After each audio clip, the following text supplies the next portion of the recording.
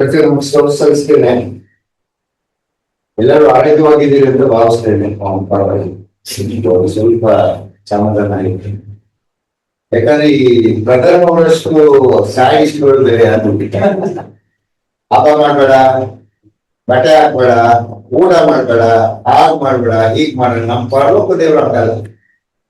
ಅವನು ಆದಿ ಅಮ್ಮ ಅವಳನ್ನ ಸೃಷ್ಟಿ ಮಾಡ್ಬಿಟ್ಟು ಆದಮ್ಮನ ಕಟ್ಟೋ ಒಂದು ತೋಟದಲ್ಲಿ ಬಿಟ್ಬಿಟ್ಟು ಬೆಳಿಗ್ಗೆ ಎದ್ಬಿಟ್ಟು ಬರೀ 2 ದ್ರಾಕ್ಷಿ, ಹಲಸಿನ ಆದ್ರೆ ಒಂದೇ ತೋಳೆ, ಆಪಲ್ ಆದ್ರೆ ಅರ್ಧ, ಯಾಕಂದ್ರೆ ಶುಗರ್ ಜಾಸ್ತಿ ಆಗ್ಬಿಡ್ತದೆ ಅಂತ ಹೇಳಿದ್ರು.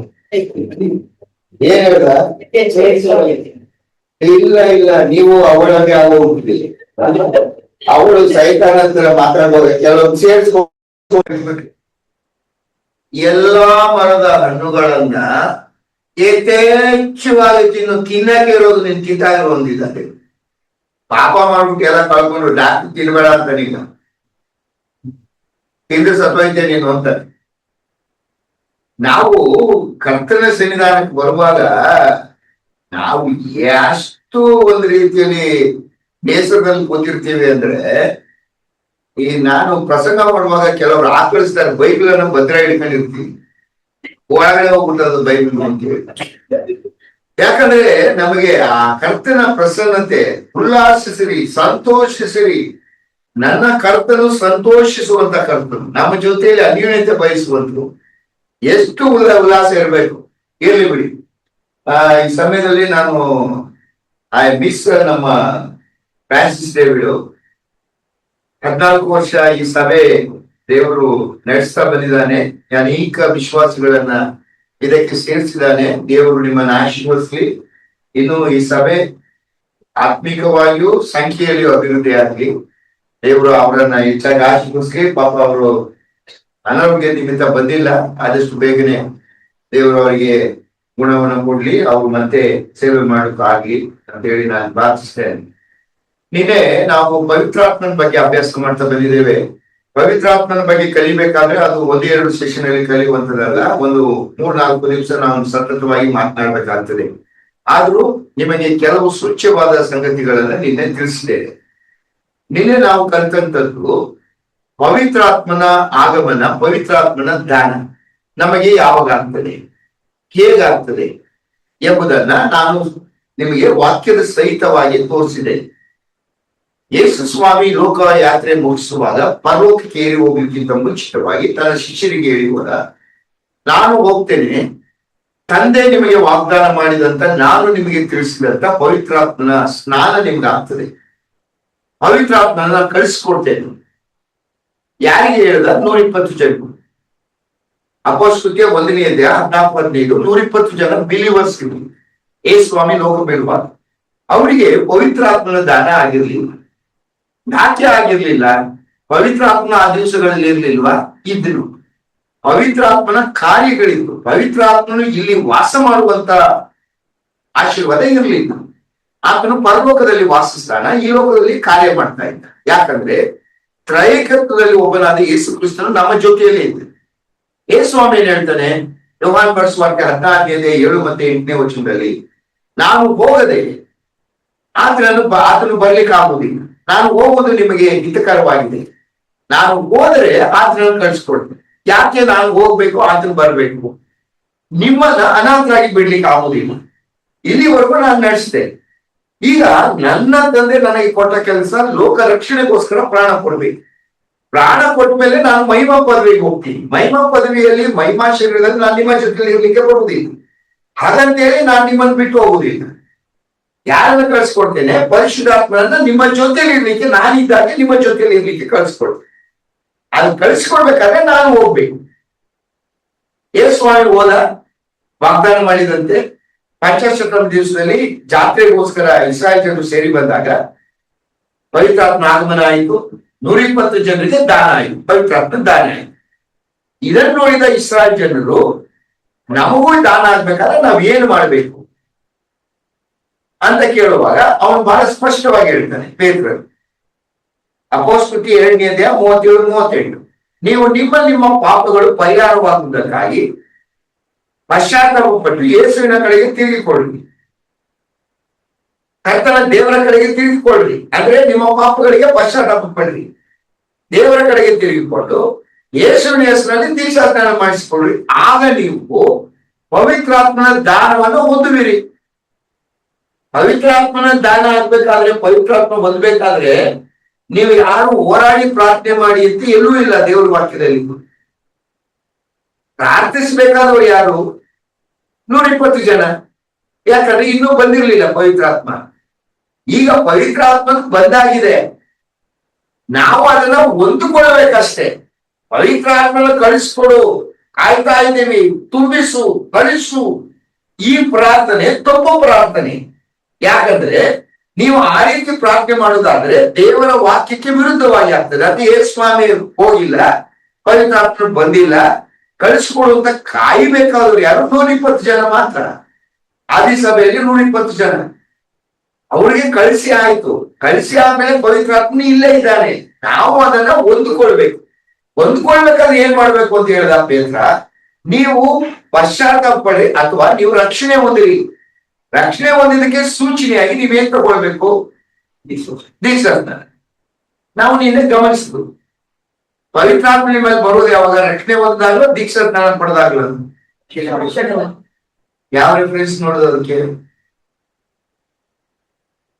ಇಷ್ಟು ಬೇಗ ಮರ್ತು ಬಿಟ್ರೆ 2:37-38 ದೀಕ್ಷಾಸ್ನಾನ ಬೇಕು ಅಂತಿದೆ.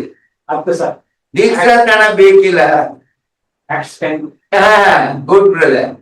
Acts 10:44-46 ಓದ್ಬಿಡ್ರಿ ಒಂದ್ಸಲ, ನಾನು ಮುಂದಕ್ಕೆ ಹೋಗ್ಬಿಡ್ತೀನಿ. ಪೇತ್ರನು ಈ ಮಾತುಗಳನ್ನು ಇನ್ನು ಹೇಳುತ್ತಿರುವಾಗ ವಾಕ್ಯವನ್ನು ಕೇಳಿದವರೆಲ್ಲರ ಮೇಲೆ ಪವಿತ್ರಾತ್ಮ ವರವು ತಿಳಿಯಿತು. ಅವರು ನಾನಾ ಭಾಷೆಗಳನ್ನು ಆಡುತ್ತಾ ದೇವರನ್ನು ಕೊಂಡಾಡುತ್ತಾ ಇರುವುದನ್ನು ಪೇತ್ರನ ಸಂಗಡ ಬಂದಿದ್ದ ಯೆಹೂದ್ಯರಾದ ವಿಶ್ವಾಸಿಗಳು ಕೇಳಿದಾಗ ಅನ್ಯ ಜನಗಳಿಗೂ ಪವಿತ್ರಾತ್ಮ ದಾನ ಮಾಡಲ್ಪಟ್ಟಿದೆಯಲ್ಲ ಎಂದು ಅತ್ಯಾಶ್ಚರ್ಯಪಟ್ಟರು. ನಡೆದ ಸಂಗತಿಯನ್ನು ಪೇತ್ರನು ನೋಡಿ, ನಮ್ಮ ಹಾಗೆ ಪವಿತ್ರಾತ್ಮ ವರವನ್ನು ಹೊಂದಿ ಇವರಿಗೆ ನೀನು ನೀರಿನ ದೀಕ್ಷಾಸ್ನಾನವಾಗದಂತೆ ಯಾರಾದರೂ ಅಭ್ಯಂತರ ಮಾಡಾರೆ ಎಂದು ಹೇಳಿ ಅವರಿಗೆ ನೀವು ಯೇಸು ಕ್ರಿಸ್ತನ ಹೆಸರಿನಲ್ಲಿ ದೀಕ್ಷಾಸ್ನಾನ ಮಾಡಿಸಿಕೊಳ್ಳಬೇಕೆಂದು ಅಪ್ಪಣೆ ಕೊಟ್ಟನು. ಯಾವಾಗ ಹೇಳಿದ್ರು ಇವರು ದೀಕ್ಷಾಸ್ನಾನ? ನಂಬಿದ್ರು, ನಂಬಿದ ತಕ್ಷಣ ಪವಿತ್ರಾತ್ಮ ಆಗಮನ ಆಗೋಯ್ತು, ಆಮೇಲೆ ದೀಕ್ಷಾಸ್ನಾನ. ಅಂದ್ರೆ ಪವಿತ್ರಾತ್ಮ ನಿಮ್ಮಲ್ಲಿ ಬರ್ಬೇಕಾದ್ರೆ ನೀವ್ ಏನ್ ಮಾಡ್ಬೇಕು?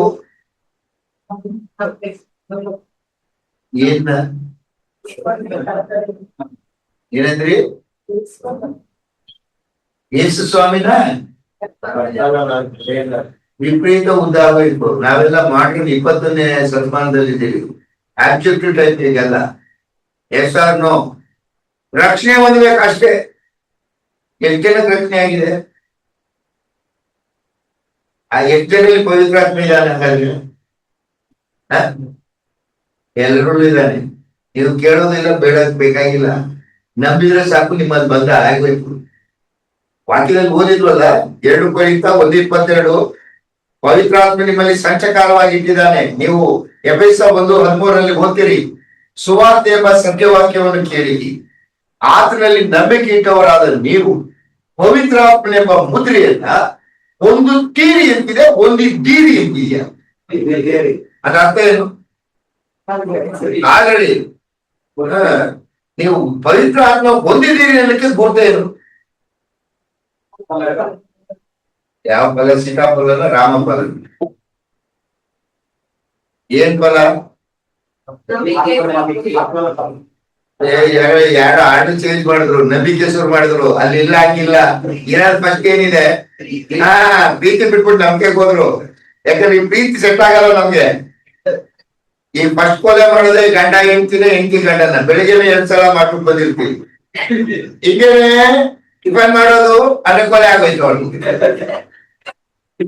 ಅವಳು ಅಲ್ರೇ ಚರ್ಚ್ ಲೇಟ್ ಆಯ್ತು, ಇಲ್ಲ ನೀನ್ ರೆಡಿಯಾಗಿ ಬರೋದು ಅಂದ್ರೆ ಅವನ್ ಕೊಲೆ ಆಗ್ಬೇಕು. ಮಾಡ್ಬಿಟ್ಟು ಇಲ್ಲಿ ಬಂದು ಕೂತ್ಕೊಂಡು ಇಲ್ಲೇ ನೀವು ಹಿಂಗ್ ಆಡ್ತಾ ಇದ್ದಾಳೆ ಅಂತ ಅದು ಕೊಲೆ ಆಯ್ತು. ಈ ಸುಮಾರು ಇಲ್ಲಿ ಕೂತವರೆಲ್ಲ 4-5 ಕೊಲೆ ಮಾಡ್ಬಿಟ್ಟು ಕೂತಿದೀವಿ. ಈ ಏನ್ ಫಲ ಇದೆ ನಮ್ಮಲ್ಲಿ? ಅಲ್ಲಿ ಮೇಲಿದೆ ದುರಾತ್ಮ ನಿಮ್ಮಲ್ಲಿದ್ರೆ 19-14 ಸಂಗತಿಗಳು ಇರ್ತಾವಂತೆ. 16ರಲ್ಲಿ ಒಂದೂ ತಪ್ಪು ಇಲ್ಲ, ಎಲ್ಲ ಇದೆ ನಮ್ಮ ಹತ್ರ. 9ರಲ್ಲಿ ಒಂದೂ ಇಲ್ಲ. ಹೊರಗಡೆ ಯಾರಿದ್ದಾನೆ ಹಾಗಾದ್ರೆ? ಹೊರಗಡೆ ಯಾರಿದ್ದಾನೆ? ದುರಾತ್ಮ. ಹಾಗಾದ್ರೆ ನಿಮ್ಗೆ ಏನಾಗಿಲ್ಲ? ಪ್ರಶ್ನೆ ಆಗಿಲ್ಲ. ಎಲ್ಲಿ ಹೋಗ್ತಾ ಇದ್ರಿ? ಸುಮ್ಮನೆ ಇಟ್ಕೊತು ನರಳಿದ್ದೆ ಬಂತು, ಅಲ್ಲೋಗ್ ನರಳದೇ ಗತಿ. ಬಿ ಕೇರ್ಫುಲ್ ನನ್ನ ಪ್ರಿಯ ದೇವ ಮಕ್ಕಳೇ. ಪವಿತ್ರಾತ್ಮ ಅಂತ ಹೇಳುವಾಗ ತ್ರೈವಿಕತ್ವದಲ್ಲಿ ಒಬ್ಬ ದೇವರು ನಿನ್ನ ಹೃದಯದಲ್ಲಿದ್ದಾನೆ ಅಂದ್ರೆ ಎಷ್ಟು ಯೋಗ್ಯರಾಗಿ ವರ್ತಿಸ್ಬೇಕು ನಾವು. ಭಯಭಕ್ತಿ ಬೇಕು ನನಗೆ ಹೇಳ್ರಿ. ದೇವರು ಆತನನ್ನ ನಮ್ಮ ಜೀವಿತದಲ್ಲಿ ಇಟ್ಟಿದ್ದಾನೆ. ನೀವು ದೇವರ ಆಲಯವಾಗಿದ್ದೀರಿ, ದೇವರ ಆತ್ಮ ನಿಮ್ಮಲ್ಲಿ ವಾಸ ಮಾಡುತ್ತೆ ಅಂತ ನಿಮಗೆ ಗೊತ್ತಿಲ್ಲವೋ? ದೇವರ ಆಲಯ ಪರಿಶುದ್ಧವಾದುದು. ಆ ಆಲಯವನ್ನ ಕೆಡಿಸುವನ್ನ ನಾನು ಕೆಡಿಸ್ತೇನೆ. ಆಲಯವು ನೀವೇ. ಸರಿ, ಈಗ ಎರಡನೇದಾಗಿ ನಾನು ಇದಕ್ಕೆ ಹೋಗೋಕ್ಕಿಂತ ಮುಂಚೆ ಪವಿತ್ರಾತ್ಮನ ದಾನ, ಎರಡನೇದಾಗಿ ಪವಿತ್ರಾತ್ಮನ ಮುದ್ರೆ. ಪವಿತ್ರಾತ್ಮನ ಮುದ್ರೆ ಯಾವಾಗ ಆಗ್ತದೆ ನಮ್ಗೆ? ಎಫೆಸದವರ ಬರೆದ ಪತ್ರಿಕೆ 1ನೇ ಅಧ್ಯಾಯ 13-14. ಪವಿತ್ರಾತ್ಮನ ಮುದ್ರೆ ಯಾವಾಗ ಆಗ್ತದೆ? ನಿಮ್ಮ ರಕ್ಷಣೆಯ ವಿಷಯವಾದ ಸುವಾರ್ತೆ ಎಂಬ ಸತ್ಯವಾಕ್ಯವನ್ನು ಕೇಳಿ ಕ್ರಿಸ್ತನಲ್ಲಿ ನಂಬಿಕೆ ಇಟ್ಟವರಾದ ನೀವು ಸಹ ವಾಗ್ದಾನ ಮಾಡಲ್ಪಟ್ಟ ಪವಿತ್ರಾತ್ಮನೆಂಬ ಮುದ್ರೆಯನ್ನು ಹೊಂದಿದ್ದೀರಿ. ಪವಿತ್ರಾತ್ಮನ ಮುದ್ರೆಯನ್ನ ನೀವು ಹೊಂದಬೇಕಾದ್ರೆ ಅದಕ್ಕೂ ನೀವು ಮಾಡ್ಬೇಕಾಗಿರೋದೇನು? ರಕ್ಷಣೆ. ನೋಡ್ರಿ, ಒಂದು ರಕ್ಷಣೆ ಯೇಸು ಮೇಲೆ ನಂಬಿಕೆ ಇರುವ ಮೂಲಕ ಪವಿತ್ರಾತ್ಮನ ದಾನ, ಪವಿತ್ರಾತ್ಮನ ಸ್ನಾನ, ಪವಿತ್ರಾತ್ಮನ ವರ, ಪವಿತ್ರಾತ್ಮನ ಮುದ್ರೆ, ಈ ಎಲ್ಲ ಸಂಗತಿಗಳು ಅಟ್ ಎ ಟೈಮ್ ಆಗೋಗುತ್ತೆ. ನೀನ್ ಕೇಳೋದು ಬೇಡ, ಬೇಡೋದು ಬೇಡ, ನೀನ್ ನಂಬಬೇಕಷ್ಟೇ. ಪವಿತ್ರಾತ್ಮನೆಂಬ ಮುದ್ರೆಯನ್ನ ಹೊಂದಿದ್ದೀರಿ. ರಕ್ಷಣೆ ಹೊಂದುವಾಗ್ಲಿ. ಮುದ್ರೆ ಅಂದ್ರೆ ಏನು? ರೌಂಡ್ಸ್ ಇಲ್ಲ, ಸ್ಕ್ವಯರ್. ಎಲ್ಲಿಗಾಗಿರುತ್ತೆ ಮುದ್ರೆ?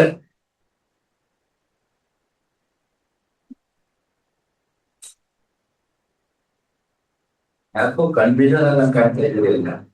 ಎಫೆಸ 1:13 ಮತ್ತೆ ಓದ್ರಿ ನೋಡೋಣ. Ephesians chapter 1 verse 13 and 14. ನಿಮ್ಮ ರಕ್ಷಣೆಯ ವಿಷಯವಾದ ಸುವಾರ್ತೆ ಎಂಬ ಸತ್ಯವಾಕ್ಯವನ್ನು ಕೇಳಿ ಕ್ರಿಸ್ತನಲ್ಲಿ ನಂಬಿಕೆ ಇಟ್ಟವರಾದ ನೀವು ವಾಗ್ದಾನ ಮಾಡಲ್ಪಟ್ಟ ಪವಿತ್ರಾತ್ಮನೆಂಬ ಮುದ್ರೆಯನ್ನು ಹೊಂದಿದ್ದೀರಿ. ಏನ್ ಮುಂದೆ ಬರೀತಾನೆ? ದೇವರು ಸಂಪಾದಿಸಿಕೊಂಡ ಜನರಿಗೆ ವಿಮೋಚನೆ ಆಗುವುದೆಂಬುದಕ್ಕೆ ಪವಿತ್ರಾತ್ಮ ನಮ್ಮ ಬಾಧ್ಯತೆಗೆ ಸಂಚಕಾರವಾಗಿದ್ದಾನೆ. ಹೌದಲ್ವೇ? ಮುದ್ರೆ ಅಂದ್ರೆ ಏನಾದ್ರೆ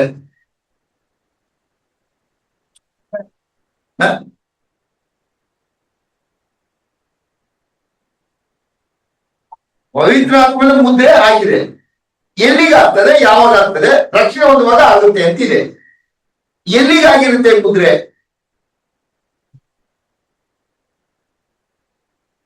ಏನಂದ್ರಿ?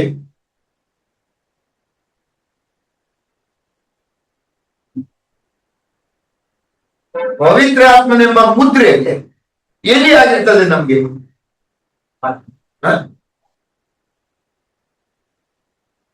ಆತ್ಮಕ. ಅದೇನಿದೆ?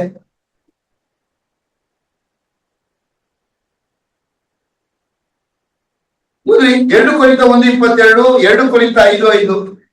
ಮುದ್ರಿ ಅಂದ್ರೆ ಏನು?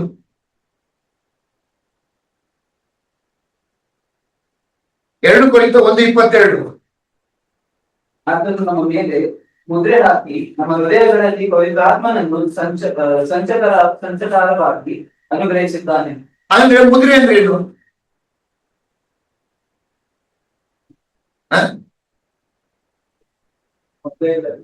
ನೀವು ಯಾರು ವಚನವನ್ನ ವಿಭಾಗ ಮಾಡಿ ಕಲಿತಾ ಇಲ್ಲ, ಅದಕ್ಕೆ ಗೊತ್ತಾಗ್ತಾ ಇಲ್ಲ ನಿಮ್ಗೆ.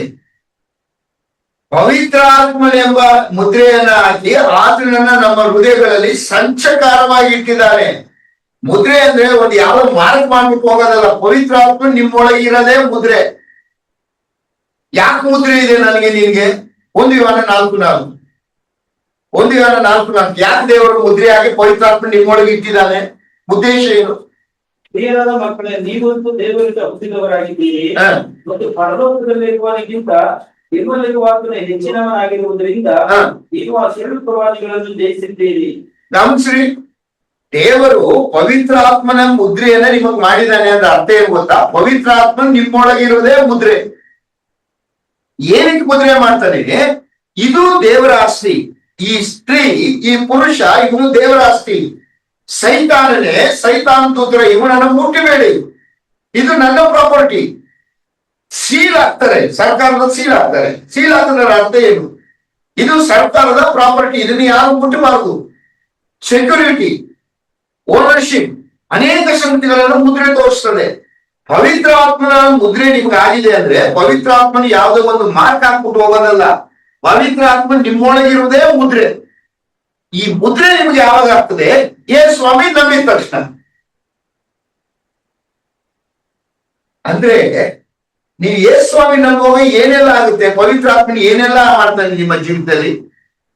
1, ಸ್ನಾನ. 2, ದಾನ. 3, ಮುದ್ರೆ. 4, ವರ. ನಿಜನಾ ನನ್ನ ಮಾತು? ಓದಿ ಅಪೊಸ್ತಲರ 10ನೇ ಅಧ್ಯಾಯ 44-45. ಅವನು ಅನೇಕ ಹೆಸರುಗಳನ್ನು ಕೊಡ್ತಾನೆ. ಪೇತ್ರನು ಏನು ಹೆಸರುಗಳಿವೆ? ಪೇತ್ರನು ಈ ಮಾತುಗಳನ್ನು ಇನ್ನೂ ಹೇಳುತ್ತಿರುವಾಗ ಅವನ ವಾಕ್ಯವನ್ನು ಕೇಳಿದವರೆಲ್ಲರ ಮೇಲೆ ಪವಿತ್ರಾತ್ಮ ವರವು ಇಳಿಯಿತು. ಪವಿತ್ರಾತ್ಮ ವರವು ಇಳಿಯಿತು.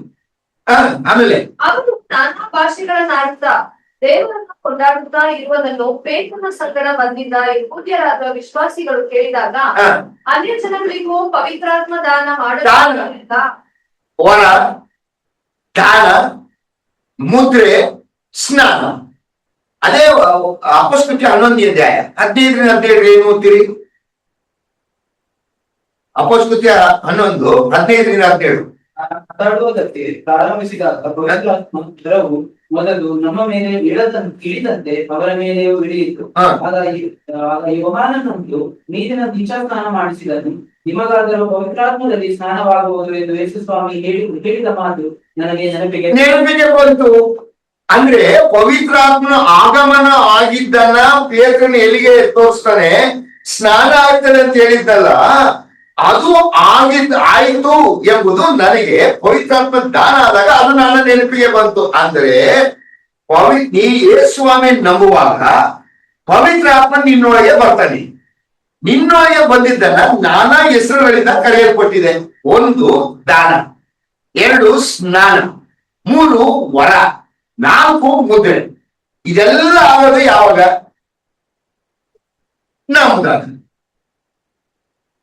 ಬೇಡಬೇಕ, ಕೇಳ್ಬೇಕು, ಹೋರಾಡ್ಬೇಕು.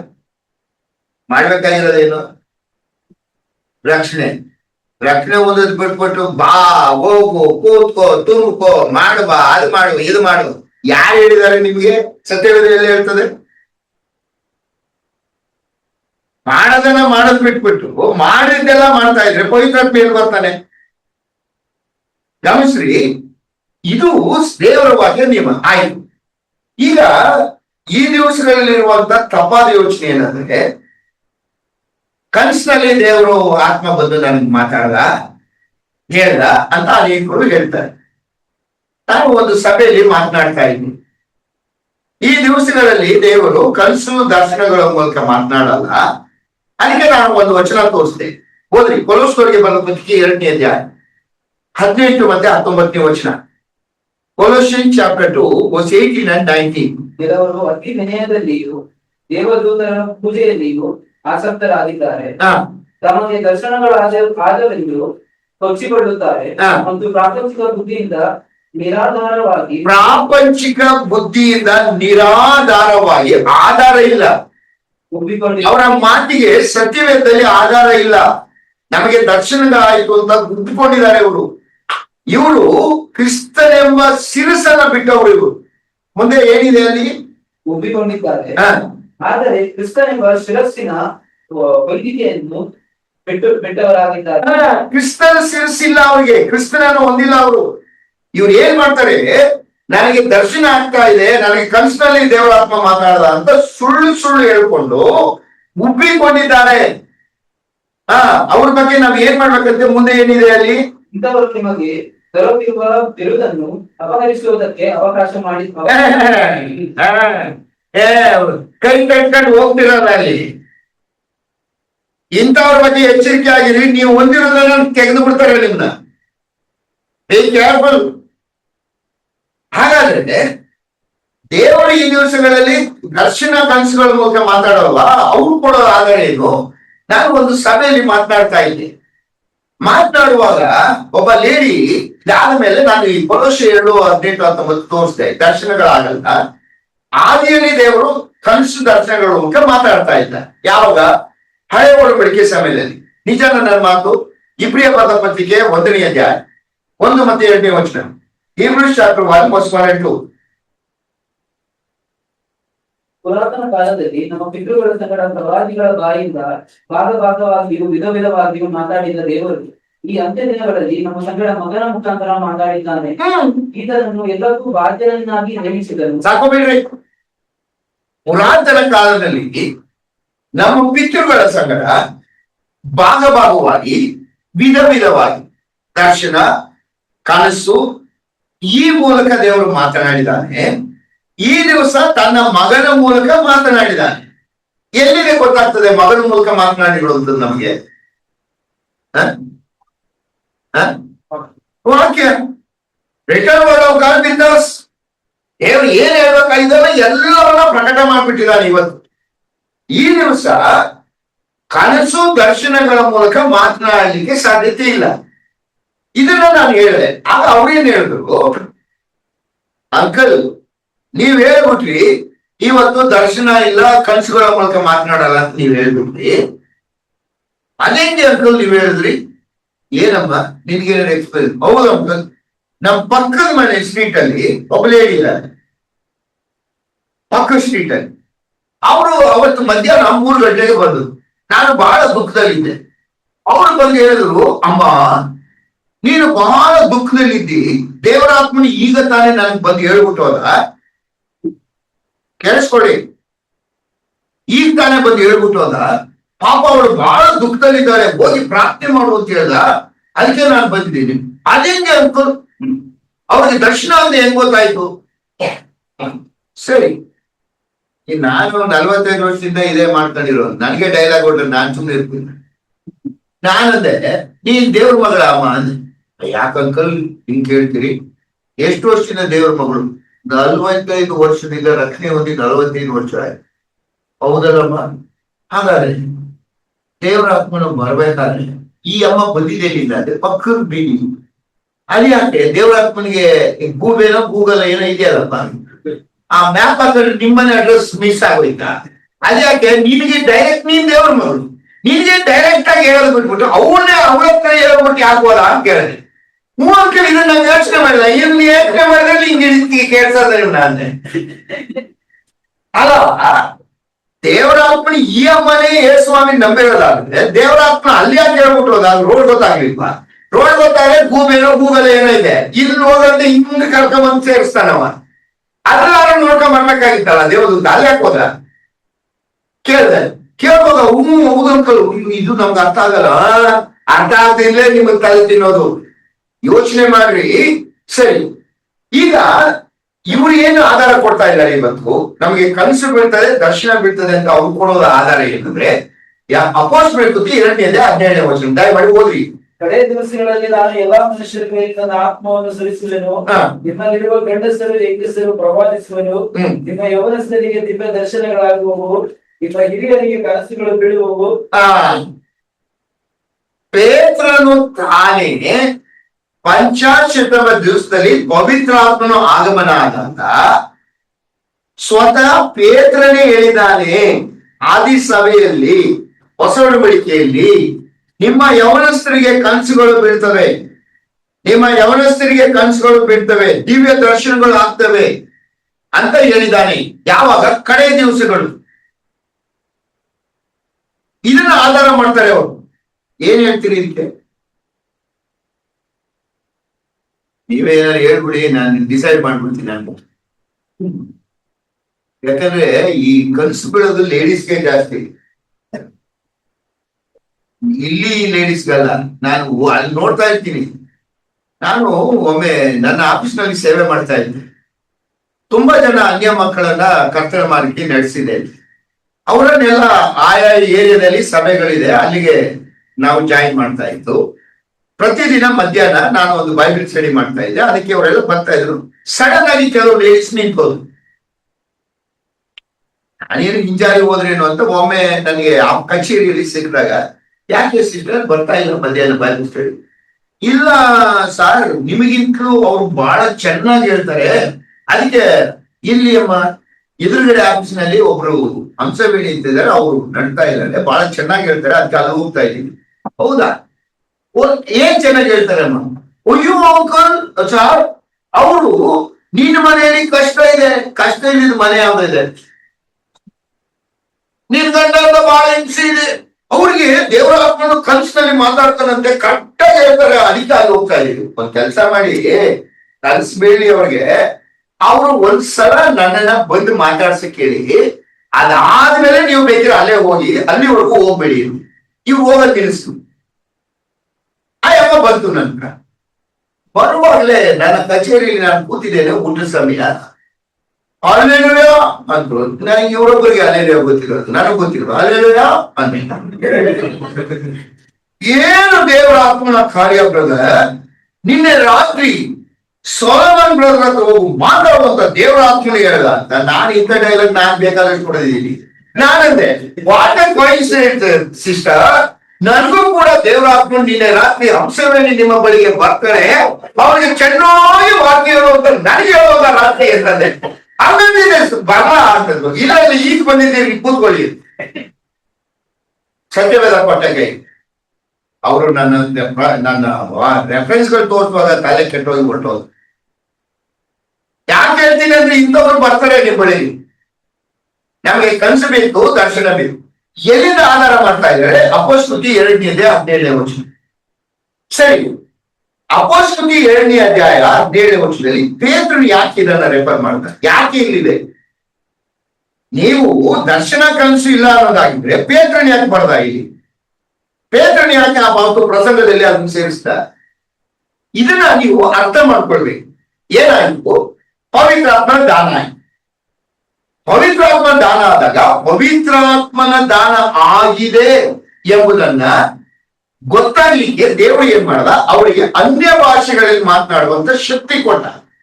ಈಗ ಸ್ನಾನಿಕನಾದ ಯೋಹಾನನ್ನು ದೇವರು ದೀಕ್ಷಾ ಸ್ನಾನ ಮಾಡಿಸ್ಲಿಕ್ಕೆ ಕಳಿಸಿಲ್ಲ. ಏನು ಉದ್ದೇಶ? ಸ್ನಾನಿಕನಾದ ಯೋಹಾನಿಗೆ ದೀಕ್ಷಾ ಸ್ನಾನ ಮಾಡುವಂತ ಕೆಲಸವನ್ನ ದೇವರು ಕೊಟ್ಟಿಲ್ಲ. ದೀಕ್ಷಾ ಸ್ನಾನವನ್ನ ಕಂಡುಹಿಡಿದವರು ಯಾರು?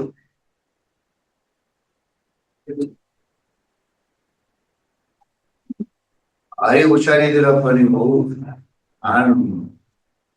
ಬಹಳ ಸೂಕ್ಷ್ಮ ಹಿಡಿದು ಬಿಟ್ರಿ ನೀವು. ಇವನಂತೂ ಹುಷಾರಾಗಿರ್ಬೇಕು ಅಂತ ಮೌನ. ಬೆಂಗಳೂರಲ್ಲಿ ಏನಾರು ಹೇಳಕ್ ಹೋದಾಗ ಪ್ರಶ್ನೆ ಕೇಳಿದ್ರೆ ನಾನಿದ್ದಂಗ ನಾವ ಈಗ ಮಾಡ್ತಾರೆ, ಮಾಡ್ತಾರೆ. ನಮ್ಮ ಹಿಂದಿ ಮೇಡಮ್ ಒಬ್ರು ಇದ್ರು, ಅಯ್ಯಮ್ಮ ಹೆಂಗಂದ್ರೆ ಹಿಂಗ ನೋಡು, ನಾವೇನೋ ಯಮ್ಮ ನಿಗಾಡ್ತದೆ ಅಂದ್ರೆ ಅದಕ್ಕೆ ಅಯ್ಯಮ್ಮ ಬಂದ್ರೆ ನಾವು ಯಾರು ನೀವು ಹಂಗೆ ಮಾಡೋದು ಶುರು ಮಾಡ್ಬಿಟ್ಟಿದ್ದೀರಿ. ಈಗ ಪವಿತ್ರಾತ್ಮನ ದಾನ ಆದಾಗ ಇಲ್ಲಿ ಏನ್ ಹೇಳ್ತಾನೆ ಪೇತ್ರನು? ಪವಿತ್ರಾತ್ಮನ ದಾನ ಆದಾಗ ನೀವು ಕನಸುಗಳು ಬೀಳ್ತವೆ, ದರ್ಶನಗಳಾಗ್ತವೆ, ಕಡೆ ಕಾಲದಲ್ಲಿ ಅಂತ ಬರೀತಾನೆ. ಅದಕ್ಕಿಂತ ಹೋಗಿಂತ ಮುಂಚಿತವಾಗಿ ಸ್ನಾನಿಕನಾದ ಯೋಹಾನನಿಗೆ ದೀಕ್ಷಾ ಸ್ನಾನ ಮಾಡುವಂತ ಯೋಚನೆ ಯಾರು ಕಂಡು ಹಿಡಿದವರು? ಸ್ನಾನಿಕನಾದ ಯೋಹಾನ ಮತ್ತೆ ಇನ್ಯಾರಾದ್ರ ಅವಂದೇ ಐಡಿಯಾ. ಸುಮ್ಮನೆ ಬಕೆಟ್ ಇಟ್ಕೊಂಡು ಮುಳುಗ್ಸಿ ನೋಡ್ದ ಸೆಟ್ ಆಗುತ್ತೆ, ತಲೆ ಮುಳುಗ್ಸಕ್ ಆಗಲ್ಲ. ಎಲ್ಲಿಂದ ಬಂತ ಐಡಿಯಾ? ಮತ್ತೆ 21-25 Matthew chapter 21 verse 25.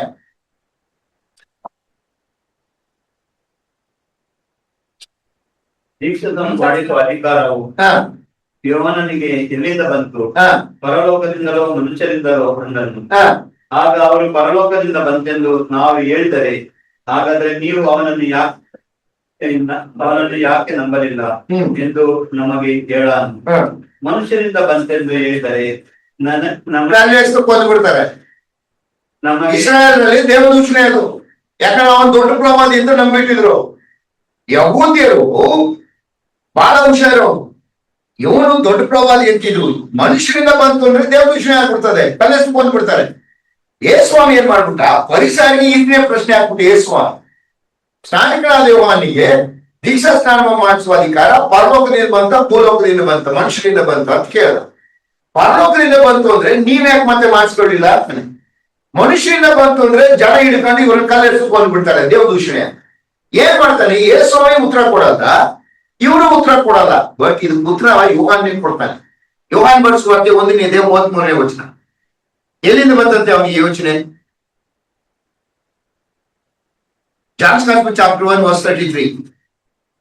ನನಗೂ ಆತನ ಗುರುತಿರಲಿಲ್ಲ, ಆದರೆ ನೀರಿನ ಸ್ನಾನ ಮಾಡಿಸುವುದಕ್ಕೆ ನನ್ನನ್ನು ಕಳುಹಿಸಿದ ಆತನು ಯಾವನ ಮೇಲೆ ಆತ್ಮವು ಇಳಿದು ಬಂದು ಇರುವುದನ್ನು ನೀನು ನೋಡುವಿಯೋ ಪವಿತ್ರಾತ್ಮದ ಸ್ನಾನವನ್ನು ಕೊಡುವವನು ಎಂದು ತಾನೇ ನನಗೆ ಹೇಳಿದನು. ಅಂದರೆ it is not my invention. ನನ್ನನ್ನ ದೀಕ್ಷಾ ಸ್ನಾನ ಮಾಡಿಸ್ಲಿಕ್ಕೆ ಕಳಿಸಿದಾತನು ಪರಲೋಕದ ತಂದೆ. ಯಾಕೆ ಕಳಿಸಿದ ಅಂದ್ರೆ ನೀನ್ ಏನ್ ಮಾಡ್ಬೇಕು, ಹೋಗ್ಬೇಕು. ಎಲ್ಲಿ ಮಾಡ್ತಾ ಇದ್ದೆ ಇವನು? ಯೋಹಾನ 3:22 ಓದ್ತೀರಿ. ಸಲಿಮೂರ್ನಾತಿರೋ ಐನೋನ್ ಎಂಬ ಹತ್ತಿರ ಇರುವ ಸಲಿಮೂರ್ನಲ್ಲಿ ಇದ್ಕೊಂಡು ಸ್ನಾನ ಮಾಡಿಸ್ತಾ ಇದ್ದ ಅಂತ ಓದ್ತೀರಿ. ಯೋರ್ದೋನ್ ಹೊಳೆಯ ಆ ಪ್ರದೇಶ, ಅಲ್ಲಿ ಬಹಳವಾಗಿ ನೀರಿತ್ತು. ನಾನು ಅಲ್ಲಿ ಹೋಗಿದ್ದೆ ಆ ಸ್ಥಳಕ್ಕೆ. ಯೋರ್ದೋನ್ ಹೊಳೆ ಬಹಳ ಶಾಲು ಹರಿಯುತ್ತದೆ, ಅದೊಂದು ಸ್ಥಳದಲ್ಲಿ ಮಾತ್ರ ಬಹಳ ಡೀಪ್ ಆಗಿ ಹರಿಯುತ್ತದೆ. ಯೋಹಾನನು ಅಲ್ಲಿದ್ದ, ಅಲ್ಲಿ ದೀಕ್ಷಾ ಸ್ನಾನ ಮಾಡಿಸ್ತಾ ಇದ್ದೆ. ಯಾಕೆ ಮಾಡಿಸ್ತಾ ಇದ್ದ ಅಂದ್ರೆ ನನಗೆ ದೇವರು ಏನ್ ಹೇಳ್ದ, ತಂದೆಯಾದ ದೇವರು, ನೀನು ಹೋಗಿ ದೀಕ್ಷಾ ಸ್ನಾನ ಮಾಡಿಸ್ತಾ ಇರ್ಬೇಕು. ಮುಳುಗಿಸ್ತೀಯಾ ಕಳಿಸ್ತೀಯ, ಮುಳುಗಿಸ್ತೀಯಾ ಕಳಿಸ್ತೀಯ. ಆದ್ರೆ ಒಬ್ಬ ವ್ಯಕ್ತಿಗೆ ನೀನು ಸ್ನಾನ ಮಾಡಿಸುವಾಗ ಆತನ ಮೇಲೆ ಪವಿತ್ರ ಆತ್ಮ ಇಳಿದು ಬರ್ತದೆ. You have to identify and proclaim is the messiah. ಆತನೇ ಮೆಸಾಯ, ಆತನೇ ದೇವರು ಯಜ್ಞಕ್ಕೆ ನೇಮಿಸಿದಂತ ಕುರಿ, ಆತನು ಬರಬೇಕಾದ ಮೆಸೇಜ್ ಆತನೇ. ಇದು ಲೋಕದ ಜನರಿಗೆ ಗೊತ್ತಿಲ್ಲ, ನೀನು ಐಡೆಂಟಿಫೈ ಮಾಡ್ಬೇಕಾಗ್ತದೆ. ಯಾವ ರೀತಿಯಲ್ಲಿ ನಿನಗೆ ಆ ಸ್ನಾನ ಮಾಡಿಸುವಾಗ ಒಬ್ಬಾತನ ಮೇಲೆ ಪವಿತ್ರಾತ್ಮ ಇಳಿದು ಬರ್ತದೆ. ಈಗ ಸ್ನಾನ ಮಾಡಿಸ್ತಾ ಇದ್ದೆ, ಯೇಸುಸ್ವಾಮಿ ಬಂದ. ಯೇಸುಸ್ವಾಮಿಗೆ ಸ್ನಾನ ಮಾಡಿಸುವಾಗ ಏನಾಯ್ತು? ಪವಿತ್ರಾತ್ಮ ಇಳಿದು ಬಂದ. ಪವಿತ್ರಾತ್ಮನನ್ನ ಕಾಣ್ಲಿಕ್ಕೆ ಆಗ್ತದೆ ಯಾರು?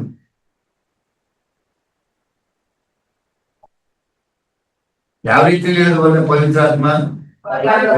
ಹಾಗೆ ಪವಿತ್ರಾತ್ಮನು ಪಾರಿವಾಳದಂಗಿಲ್ಲ. ಯೋಹಾನನಿಗೆ ತಿಳುವಳಿಕೆ ಕೊಡ್ಲಿಕ್ಕೋಸ್ಕರವಾಗಿ ಪವಿತ್ರಾತ್ಮ ಇಳಿದು ಬಂದಿದ್ದಾನೆ ಎಂಬುದನ್ನು ರುಜುವಾತುಪಡಿಸಲಿಕ್ಕೆ ಪಾರಿವಾಳದ ರೂಪದಲ್ಲಿ ಆಗಮವಾದನ್ನ ತೋರಿಸಿದ. ಪವಿತ್ರಾತ್ಮ ಪಾರಿವಾಳದಂಗಿಲ್ಲ, ಆತ್ಮಸ್ವರೂಪನಾಥ. ಬರೀ ಈಗಿನವ್ರಿಗೂ ಪವಿತ್ರಾತ್ಮ ಪವರ್ ಕಡಿಮೆ ಆಗ್ತದೆ, ಈಗಿನ ಪಾಸ್ಟ್ಗಳ ಪವರ್ ಜಾಸ್ತಿ ಆಗಿದೆ. ನಾನು ಒಂದ್ಸಲ ನಮ್ಮ ಆಂಟಿ ಶಿವಾಜಿನಗರ ಸ್ಟೇಡಿಯಂಗೆ ಒಬ್ಬರು ಬಂದಿದ್ರು, ಅವರೊಂದು ದೊಡ್ಡ ಸೇವಕರು ಅಂತ ಕರ್ಕೊಂಡು ಹೋದ್ರು. ಅವ್ರನ್ನ ಬಿಡ್ಬೇಕಾಗಿತ್ತು. ನಮ್ಗೆ ಗೊತ್ತಿಲ್ಲಪ್ಪ, ಬಿಟ್ಬಿಡು, ನೀನಂತೂ ಈ ಕೇಳಲ್ಲ, ತಪ್ಪು ಅಂತೀಯ, ನೀನ್ ಬಂದ್ಬಿಡು, ನಮ್ಮನ್ ಬಿಟ್ಬಿಟ್ಟು ಬರುವಾಗ ನಾವೇ ಬರ್ತೀವಿ ಅಂತ ಕರ್ಕೊಂಡು ಹೋಗಿ ಬಿಡಕ್ ಹೋದಾಗ ಸ್ಟೇಜ್ ಮೇಲಿಂದ ಪವಿತ್ರ ಆತ್ಮನು ಬಂದ, ಅವನ ಮೇಲೆ ಕೂತ್ಕೊಂಡು ಇವ್ರ ಮೇಲೆ ಕೂತ್ಕೊಂಡು ಅಲ್ಲಿ ಏನು ಆರು ಬಿದ್ದು ಅಲ್ಲೇನು ಅಂತ ಕಿರ್ಚಾಡ್ತಾ ಇದ್ದಾರೆ. ನಾನ್ ಮನೆಗ್ ಬಂದು ಹೇಳ್ದೆ, ಅಲ್ಲ ಆಂಟಿ, ಇವನು ದೇವದೂಷಕ ಅಲ್ವಾ? ಯೇಸುಸ್ವಾಮಿ ಎಲ್ಲರೂ ಹೇಳಿಲ್ಲ ಪವಿತ್ರಾತ್ಮ ನೋಡ್ತಾ ಇದ್ದೀನಿ. ಯೇಸುಸ್ವಾಮಿ ಶಿಷ್ಯರು ಹೇಳಿಲ್ಲ, ಆತ್ಮಸ್ವರೂಪನಾಥನು ಆತನನ್ನು ನೋಡ್ತಿದ್ದೀನಿ, ಕಾಣಿಸ್ತಾ ಇದ್ದಾನೆ ಅಂತ ಯಾರು ಹೇಳಲಿಲ್ಲ. ಇವ್ರು ನೋಡ್ತಾ ಇದ್ದೀನಿ ಅನ್ನೋದಾದ್ರೆ ಪವಿತ್ರಾತ್ಮ ಪವರ್ ಕಡಿಮೆ ಆಗಿರ್ಬೇಕು, ಇವ್ರ ಪವರ್ ಜಾಸ್ತಿ ಆಗಿರ್ಬೇಕು. ಇದೇ ದೂಷಣೆ ಅಲ್ವಾ ಅಂತ ನಾನು ಹೇಳಿದೆ. ಅವ್ರು ನಂಬಕ್ ತಯಾರಿಲ್ಲ ಬಿಡಿ, ಯಾಕಂದ್ರೆ ನೀವು ಒಂಥರ ಕಳಿಡೋದು ಅಭ್ಯಾಸಕ್ಕೆ ಹೋಗ್ಬಿಟ್ರೆ ಅವ್ರನ್ನ ಬದಲು ಮಾಡಕ್ ಆಗೋದಿಲ್ಲ. ಹೋಗ್ಲಿ ಬಿಡಿ, ನಾಶನಕ್ಕೆ ಹೋಗ್ತಾರೆ, ಹೋಗ್ಕೊಳ್ಳಿ, ನನಗೇನಾಗ್ಬೇಕಾಗ್ತಿಲ್ಲ. ಈ ಸ್ನಾನಿಕನಾದ ಯೋಹಾನನಿಗೆ ರುಜುವಾತು ಮಾಡ್ಲಿಕ್ಕೆ ಪವಿತ್ರಾತ್ಮನು ಆಗಮನ ಆಯಿತು, ಈಸ್ ದ ಮೆಸಾಯ ಎಂಬುದನ್ನು ತೋರಿಸಲಿಕ್ಕೆ ಪಾರಿವಾಳದ ರೂಪದಲ್ಲಿ ಇಳಿದು ಬಂದ. ಈಗ ಯೇಸುಸ್ವಾಮಿ ಏನ್ ಹೇಳಿ ಹೋಗಿದ್ದ ಇವರಿಗೆ, 120 ಜನರಿಗೆ, ನಾನು ಹೋಗ್ತೇನೆ, ಪವಿತ್ರಾತ್ಮನ ಕಳಿಸ್ಕೊಡ್ತೇನೆ. ನೀವು ದಾನವಾಗುವಾಗ ನೀವ್ ಏನ್ ಮಾಡ್ತೀರಿ? ಯುದಾಯ ಜಗತ್ತಿನ ಕಟ್ಟ ಕಡೆಗೆ ಹೋಗಿ ನನಗೆ ಸಾಕ್ಷಿಗಳಾಗಿರ್ಬೇಕು, ಪವಿತ್ರಾತ್ಮನ ಶಕ್ತಿ ನಿಮ್ಗೆ ಸಿಗ್ಬೇಕು ಅಂತ ಹೇಳಿದ್ದ. ಪವಿತ್ರಾತ್ಮ ಆಗಮನ ಆಯ್ತು, ಗೊತ್ತಾಗ್ಬೇಕಲ್ಲ ಇವ್ರಿಗೆ ಪವಿತ್ರಾತ್ಮ ಆಗಮನ ಆಯ್ತು ಅಂತ. ಅದಕ್ಕೆ ಏನ್ ಮಾಡ್ದ? ಅನ್ಯ ಭಾಷೆಗಳಲ್ಲಿ ಮಾತನಾಡುವ ಶಕ್ತಿ ಕೊಟ್ಟ. ನೀವು ಅದನ್ನು ಗಮನಿಸ್ತೀರಿ ವಾಕ್ಯದಲ್ಲಿ. ಏನಾಯ್ತು? ಇದನ್ನ ನೋಡಿದಂತ ಆ ಜನರು ಏನಂದ್ರು? ಅಪೊಸ್ತಲ 2ನೇ ಅಧ್ಯಾಯ 14 ಅಧ್ಯಾಯದಲ್ಲಿ ಯಹೂದ್ಯ ಜನಾಂಗ ಏನಂದ್ರು ಇದನ್ನ ನೋಡ್ಬಿಟ್ಟು?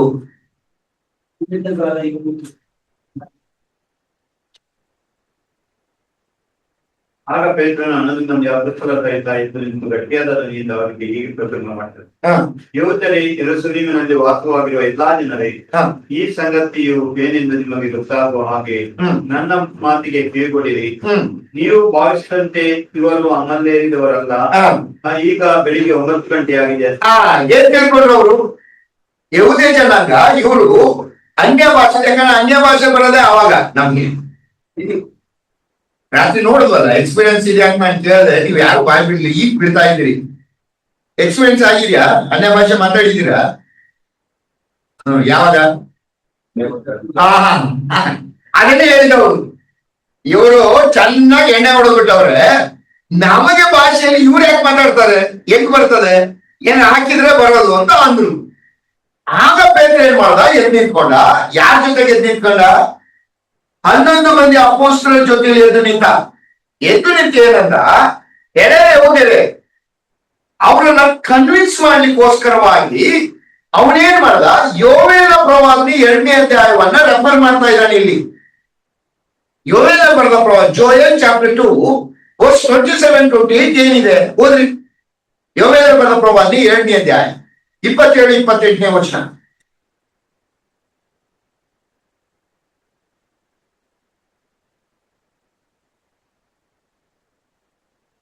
Joel chapter 2 verse 27 and 28. ನಾನು ಇಸ್ರಾಯೇಲಿನ ಮಧ್ಯದಲ್ಲಿ ನೆರೆಯಾಗಿದ್ದೇನೆಂತಲೂ ಅದ್ವಿತೀಯನಾದ ನಾನೇ ನಿಮ್ಮ ದೇವರಾದ ಯೆಹೋವನಾಗಿದ್ದೇನೆಂದು ನಿಮಗೆ ನಿಶ್ಚಯವಾಗುವುದು. ಜನರು ಎತ್ತಿಗೂ ಆಶಾಭಂಗ ಪಡಲು ತರುವಾಯ ನಾನು ಎಲ್ಲಾ ಮನುಷ್ಯರ ಮೇಲೆ ನನ್ನ ಆತ್ಮವನ್ನು ಸುರಿಸುವೆನು. ನಿಮ್ಮಲ್ಲಿರುವ ಗಂಡಸರು ಹೆಂಗಸರು ಪ್ರವಾದಿಸುವರು. ನಿಮ್ಮ ಹಿರಿಯರಿಗೆ ಕನಸುಗಳು ಕೇಳುವವು. ನಿಮ್ಮ ಯವನಸ್ಥರಿಗೆ ದಿವ್ಯ ದರ್ಶನಗಳಾಗುವವು.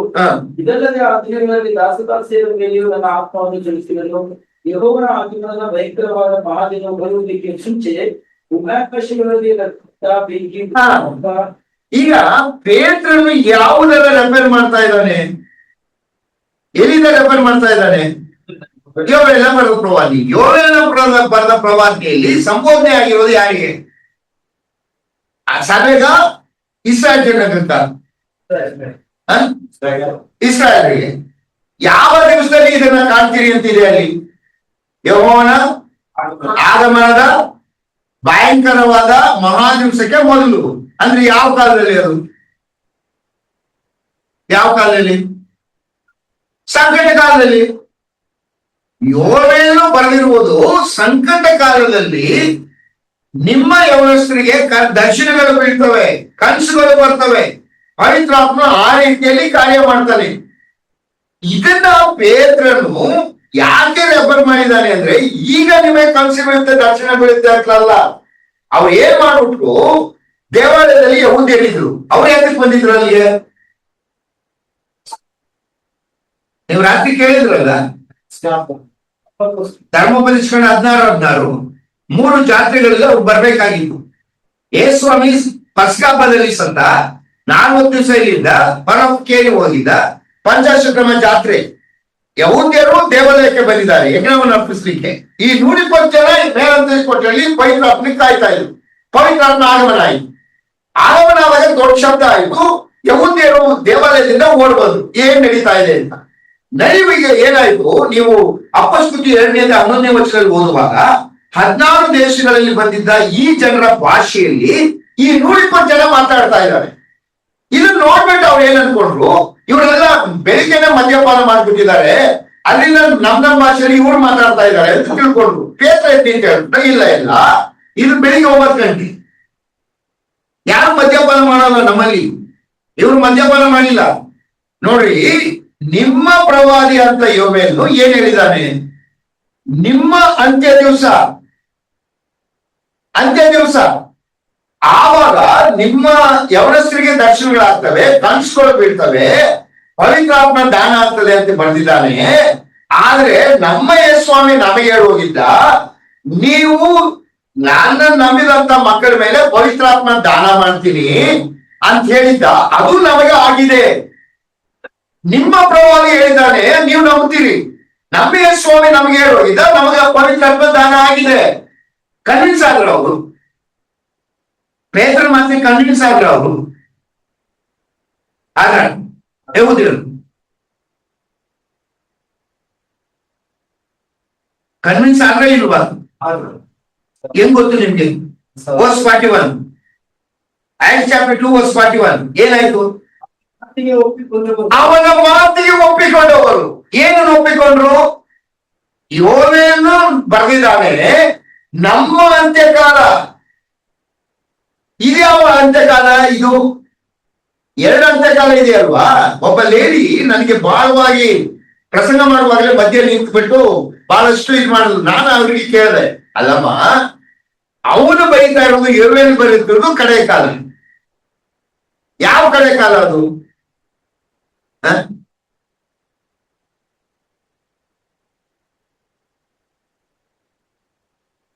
ಆ ಕಡೆ ಕಾಲ ಯಾವುದು? ಈಗ ಅನೇಕರು ನನಗೆ ಫೋನ್ ಮಾಡ್ತಾ ಇರ್ತಾರೆ, ಅಣ್ಣ Ukraine Russia war, Israel Iran war, ಸ್ವಾಮಿ ಬರೋದು ಹತ್ರ ಆಯ್ತಲ್ಲ ಅಣ್ಣ. ಖಂಡಿತವಾಗಿಲ್ಲ. ಸ್ವಾಮಿ ನಮಗೋಸ್ಕರ ಬರ್ಲಿಕ್ಕೂ ಈ ಲೋಕದ ವಿದ್ಯಮಾನಕ್ಕೂ ಸಂಬಂಧ ಇಲ್ಲ.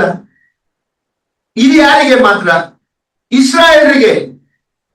ಅವರ ಕಡೆ ಕಾಲ ಯಾವುದು? ಜಗತ್ತಿನ ಕಡೆ ಕಾಲ. ನಾವು ಜಗತ್ತಿನ ಕಡೆ ಕಾಲಕ್ಕೆ ಕಾಯ್ತಾ ಇರೋಲ್ಲ. ಸಭೆಯ ಕಾಲ, ಸಭೆಯ ಅಂತ್ಯ ಜಗತ್ತಿನ ಅಂತ್ಯ ಅಲ್ಲ. ಸಭೆ ಈ ಲೋಕದಿಂದ ಕೊಂಡೊಯ್ದ ಮೇಲೆ ಸಭೆ ಲೋಕ ಇರ್ತದೆ, ಸಂಕಟ ಕಾಲ ಇದೆ. ಅದಾದ್ಮೇಲೆ ಸ್ವಾಮಿ 2 ಸಲ ಭೂಮಿಗೆ ಬರ್ತಾನೆ, ಅದು ಜಗತ್ತಿನ ಅಂತ್ಯ. ನಮ್ಮ ಕಡೆ ಕಾಲಕ್ಕೆ ಏನಾದ್ರು ಸೂಚನೆ ಇದೆಯಾ? ಅನೇಕರು ಹೇಳ್ತಾ ಇರ್ತಾರೆ ಜನಕ್ಕೆ ಜನ ವಿರೋಧ, ರಾಜ್ಯಕ್ಕೆ ರಾಜ್ಯ ವಿರೋಧ, ಇದೆಲ್ಲ ಯೇಸುವಿನ ಬರಕ ಖಂಡಿತವಾಗಲ್ಲ, ಖಂಡಿತವಾಗಲ್ಲ.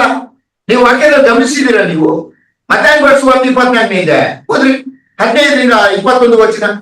ನಮಗ ಸೂಚನೆ, ಯಾರ ಜೊತೆ ಮಾತಾಡ್ತಿದ್ದಾನೆ ಸ್ವಾಮಿ? ಹೋದ್ರಿ. ಆದ್ದರಿಂದ ಪ್ರವಾದಿಯಾದ ದಾನಿಯೇಲನು ಹೇಳಿದಂತ ಮಾಡುವ ಅಸಹ್ಯ ವಸ್ತು ಪವಿತ್ರ ಸ್ಥಾನದಲ್ಲಿ ನಿಂತಿರುವುದನ್ನು ನೀವು ಕಾಣುವಾಗ ಇದನ್ನು ಓದುವವರು ತಿಳಿದುಕೊಳ್ಳಲಿ. ಯುಗಾಯದಲ್ಲಿರುವವರು ಕಟ್ಟೆಗಳಿಗೆ ಓಡಿ ಹೋಗಲಿ, ಮಾಳಿಗೆಯ ಮೇಲೆ ಇರುವವನು ತನ್ನ ಮನೆಯೊಳಗೆ ಇರುವುದನ್ನು ತೆಗೆದುಕೊಳ್ಳುವುದಕ್ಕೆ ಇಳಿಯದೆ, ಹೊಲದಲ್ಲಿರುವವನು ತನ್ನ ಹೊದಿಕೆಯನ್ನು ತೆಗೆದುಕೊಳ್ಳುವುದಕ್ಕೆ ಹಿಂತಿರುಗಿ ಬಾರದೆ ಓಡಿ ಹೋಗಲಿ. ಆದರೆ ಆ ದಿನಗಳಲ್ಲಿ ಹೊಸರಿಯರಿಗೂ ಹೊಲೆ ಕುಸಿರುವ ಹೆಂಗಸರಿಗೂ ಆಗುವ ಕಷ್ಟವನ್ನು ಏನು ಹೇಳಲಿ. ಆ ಮಹಾ ಸಂಕಟ ಉಂಟಾಗುವುದರಿಂದ ನಿಮ್ಮ ಪಾರಾಯಣವು ಚಳಿಗಾಲದಲ್ಲಿ ಆಗಲಿ ಸಬ್ಬತ್ತಿನದಲ್ಲಿ ಆಗಲಿ ಆಗಬಾರದೆಂದು ಪ್ರಾರ್ಥನೆ ಮಾಡಿ. ಮೇಲೆ ಬೆಳೆಯುವಾಗ ಬರಗಳಾಗ್ತವೆ, ಯುದ್ಧಗಳಾಗ್ತವೆ, ಭೂಕಂಪಗಳಾಗ್ತವೆ, ಇದನ್ನೆಲ್ಲ ಕೇಳ್ತೀರಿ ಅಂತ ಯಾರು ಹೇಳಿದಾನೆ? ಇಸ್ರಾಯೇಲ್ರಿಗೆ. ಇಸ್ರಾಯೇಲರ ಅಂತ್ಯ ಆ ಜಗತ್ತಿನ ಅಂತ್ಯ. ಸ್ವಾಮಿ ಭೂಮಿಗೆ ಬರುವಂತದ್ದು. ನಾವು ಆ ಸಮಯಕ್ಕೆ ನಾವು ಕಾಯ್ತಾ ಇಲ್ಲ. ಆ ಸಮಯಕ್ಕೆ ನೀನು ಬಿಡಲ್ಪಟ್ಟಿದ್ರೆ ನೀವು ವಿಶ್ವಾಸಿ ಅಲ್ಲ. ಹಾಗಾದ್ರೆ ಸಭೆಯ ಅಂತ್ಯಕಾಲ ಯಾವುದು? ಸಭೆಯ ಅಂತ್ಯಕಾಲಕ್ಕೆ ಸೂಚನೆ ಏನು?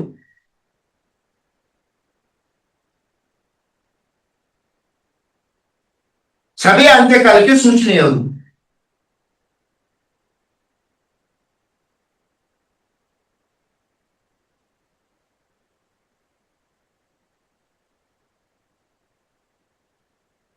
ಸಭೆಯ ಅಂತ್ಯಕಾಲಕ್ಕೆ ಸೂಚನೆ ಯಾವುದು?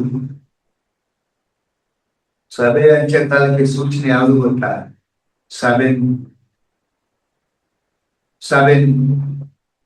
1 ತಿಮೋಥಿ 4:1. ಆದರೂ ಮುಂದಿನ ದಿನಗಳಲ್ಲಿ ಕೆಲವರು ವಂಚಿಸುವ ಆತ್ಮಗಳ ನುಡಿಗಳಿಗೂ ದೆವ್ವಗಳ ಬೋಧನೆಗಳಿಗೂ ರಕ್ಷೆ ಕೊಟ್ಟು ಕ್ರಿಸ್ತ ನಂಬಿಕೆಯಿಂದ ಭ್ರಷ್ಟರಾಗುವರೆಂದು ದೇವರಾತ್ಮನು ಸ್ಪಷ್ಟವಾಗಿ.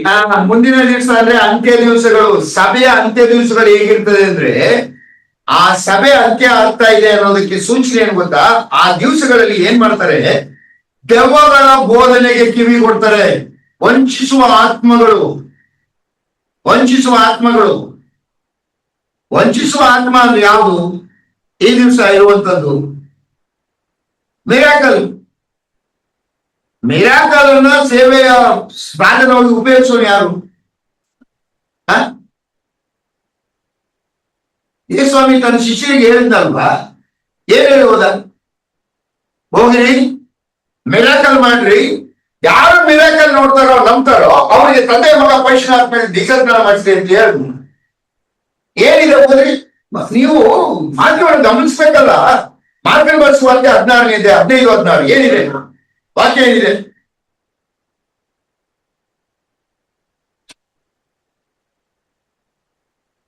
ಸಿಕ್ಲಿಲ್ಲ. ಮಾರ್ಗ 16, 17.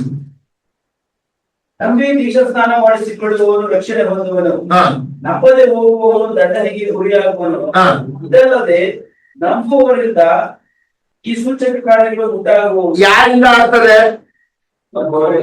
ಭಾಷೆಗಳಿಂದ ಆಗುತ್ತೆ ಅಂತಿದೀಯ ಅಲ್ಲಿ. ಅಲ್ಲಪ್ಪ, ನೀನು ಯಾರ ಮನೆಗೆ ಹೋಗ್ಬಿಟ್ಟು ಅವ್ನು ಮಿರಾಕಲ್ ಮಾಡ್ತಾನೆ ಅಂತ ಅಲ್ಲೋ ಕೂತ್ಕೊತಿರಲ್ಲ. ವಾಕ್ಯ ಏನಿದೆ? ಮತ್ತಾಯ 6:33 ಮೊದಲು ದೇವರ ರಾಜ್ಯಕ್ಕಾಗಿ ನೀತಿಗಾಗಿ ತಗೊಳ್ಬೇಡ. ಅದ್ರ ಜೊತೆಗೆ ಇದೆಲ್ಲ ಆಟೋಮೆಟಿಕ್. ದೇವರು ಮಾಡ್ತಾನೆ, ಶಕ್ತನು.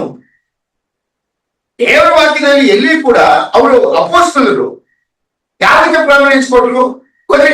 ಅಪೊಸ್ತಲಕ್ಕೆ 6 ಇದೆ, 4ನೇ ವಚನ ಏನಿದೆ? 6, 1-4.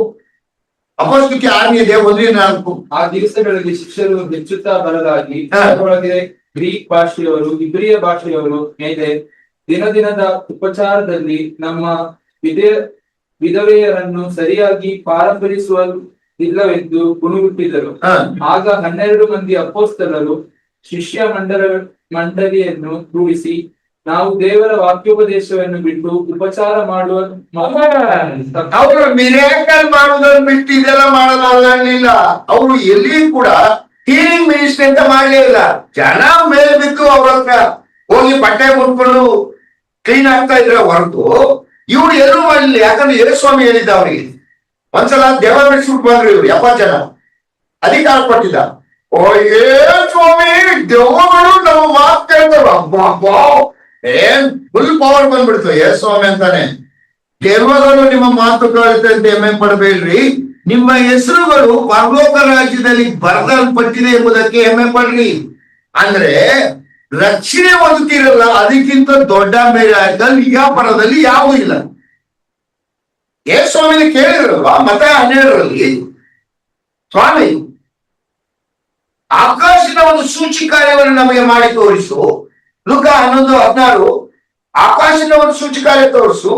ಏನ್ ಕೇಳಿದ್ರೆ ಹೇಳಿ ಅವರು? ಎಲಿಯ ಗ್ರೇಟ್ ಪ್ರವಾದಿ ಆಕಾಶದ ಬೆಂಕಿ ಬೆಳೆಸಿದ್ದ. If you done this we will believe you. ಯಾಕಂದ್ರೆ ಇಸ್ರಾಯೇಲರು ಮಿರಾಕಲ್ ಅನ್ನು ಬಯಸ್ತಾರೆ. ಏನ್ ಕೇಳಿದ್ರು? ಯೇಸು ಹತ್ರ ಬಂದು, ನೀನು ಕಾಯಿಲೆ ವಾಸಿ ಮಾಡ್ತೀಯ, ಇದು ಮಾಡ್ತೀಯ, ಇದು ಸಾಮಾನ್ಯ ಇವರು ಜನರೇ ಮಾಡ್ತಾರೆ. ನೀನು ಒಂದ್ ಕೆಲಸ ಮಾಡ್ಬಿಡು, ನಾವು ಎಲಿಯ ಮಾಡಿದಾಗ ಆಕಾಶದ ಬೆಂಕಿ ಬೆಳೆಸ್ಬಿಡು, ನಾವು ನಂಬಿಡ್ತೀವಿ ನಿನ್ನ. ಯೇಸು ಅಂತ ಕಾಪಾಡಿಗಳು ನೀವು ಮಿರಾಕಲ್ ಕೇಳ್ತೀರಿ. ಯೋವನನು 3 ದಿವಸ ಮೀನು ಹೊಟ್ಟೆಯೊಳಗಿದ್ದ ಹಾಗೆ ಮನುಷ್ಯ ಕುಮಾರನು ಭೂಗರ್ಭದಲ್ಲಿ ಇಡಲ್ಪಟ್ಟು ಎದ್ದು ಬರೋದಕ್ಕಿಂತ ದೊಡ್ಡ ಸೂಚಕಾರ್ಯ ನೀವು ನೋಡೋದಿಲ್ಲ ಅಂತ ಹೇಳ್ದ. ಏನ್ ಹೇಳ್ದ ಗೊತ್ತಾ ಯೇಸುಸ್ವಾಮಿ? ನಾನು ಬಂದಿರೋದು, ಬೇಸರ ಆಗ್ತದೆ ನಿಮ್ಮನ್ನು ನೋಡಿ ನನಗೆ, ನಾನು ಬಂದಿರೋದು ಈ ಲೋಕಚರ ಮಾಡುವಂತ ಸಾಮಾನ್ಯ ಮಿರಾಕಲ್ ಮಾಡ್ಲಿಕ್ಕೆ ಅಲ್ಲ. ಯಾವುದೇ ಪ್ರವಾದಿ, ಎಲೀಷ ಯಾವುದೇ ಪ್ರವಾದಿ ಮಾಡಲಾರದಂತ, ಎಂದಿಗೂ ಮಾಡಲಾರದಂತ ಮಿರಾಕಲ್ ನಾನು ಮಾಡಕ್ ಬಂದಿದ್ದೀನಿ. ಅದು ಯಾವಂದ್ರೆ, ನನ್ನ ನಂಬುವನು ಸತ್ತರು ಬದುಕೋನು, ಬದುಕುತ್ತಾನ ನಂಬುವನು ಎಂದಿಗೂ ಸಾಯುವುದಿಲ್ಲ, ನಿತ್ಯ ಜೀವನ ಉಂಟು ಮಾಡುವಂತ ಮಿರಾಕಲ್ ಅನ್ನ ನಾನು ಮಾಡ್ಲಿಕ್ಕೆ ಬಂದಿದ್ದೀನಿ. ನೀವೇನ್ ಕೇಳ್ತಿದ್ದೀರಿ? ಲೋಕ ರೀತಿಯಾದ ಮಿರಾಕಲ್ ನನಗೆ ಕೇಳ್ತೀರಿ, ನಿಮ್ಗೆ ನಾಚಿಕೆ ಆಗೋದಿಲ್ವಾ ಅಂತ ಯೇಸುಸ್ವಾಮಿ ಅವ್ರನ್ನ ತಿಳಿದ್ರು. ಯಾವ ಮಿರಾಕಲ್ಗೆ ಪ್ರಯತ್ನ ಮಾಡ್ತಾ ಇದ್ದೀವಿ ಇವತ್ತು ನೀನು? ಒಂದು ವೇಳೆ ನೀನು ಯೇಸುಸ್ವಾಮಿ ನಂಬಿದ್ರೆ ನೀನು ಪರಲೋಕ ಸಂಸ್ಥಾನದವರು.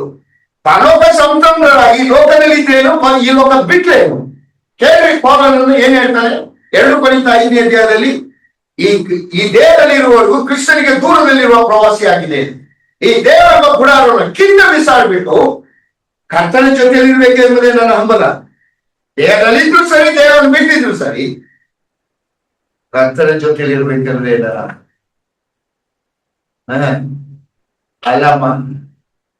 ಈಗ ಕಾಯಿಲೆಗಳು ಯಾಕೆ ಬಂತು? ಯಾಕೆ ಕಂಡು ಹಿಡಿದ್ರು ಕಾಯಿಲೆನ?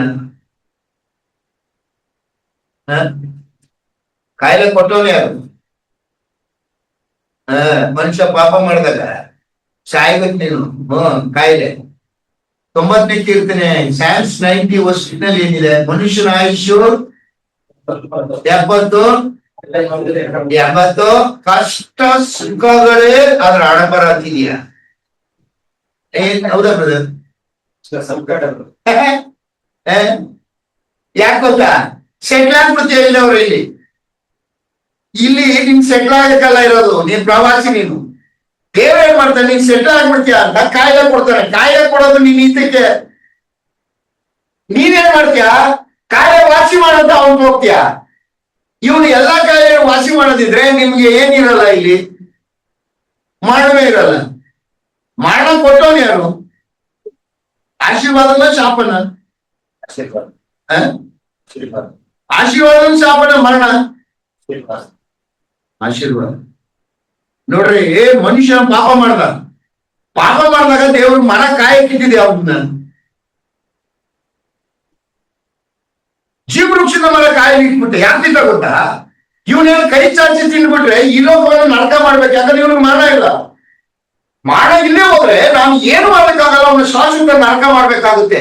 ದೇವ್ರ ಏನ್ ಮಾಡ್ಬಿಟ್ಟು ಇಮಿಡಿಯೇಟ್ ಕೇಳುವಿಗಳನ್ನ ದೈವಿಕ ಕಥೆಯನ್ನು ಇಟ್ಬಿಟ್ಟು ಇವನ್ ಕೈ ಚಾಚಿ ಆ ಮರಗಳನ್ನು ತಿನ್ಬಾರ್ದು. ಯಾಕಂದ್ರೆ ಶಾಶ್ವತ ಬದುಕಬಾರ್ದು. ಇವನು ಯಾಕೆ ಬದುಕಬಾರ್ದು?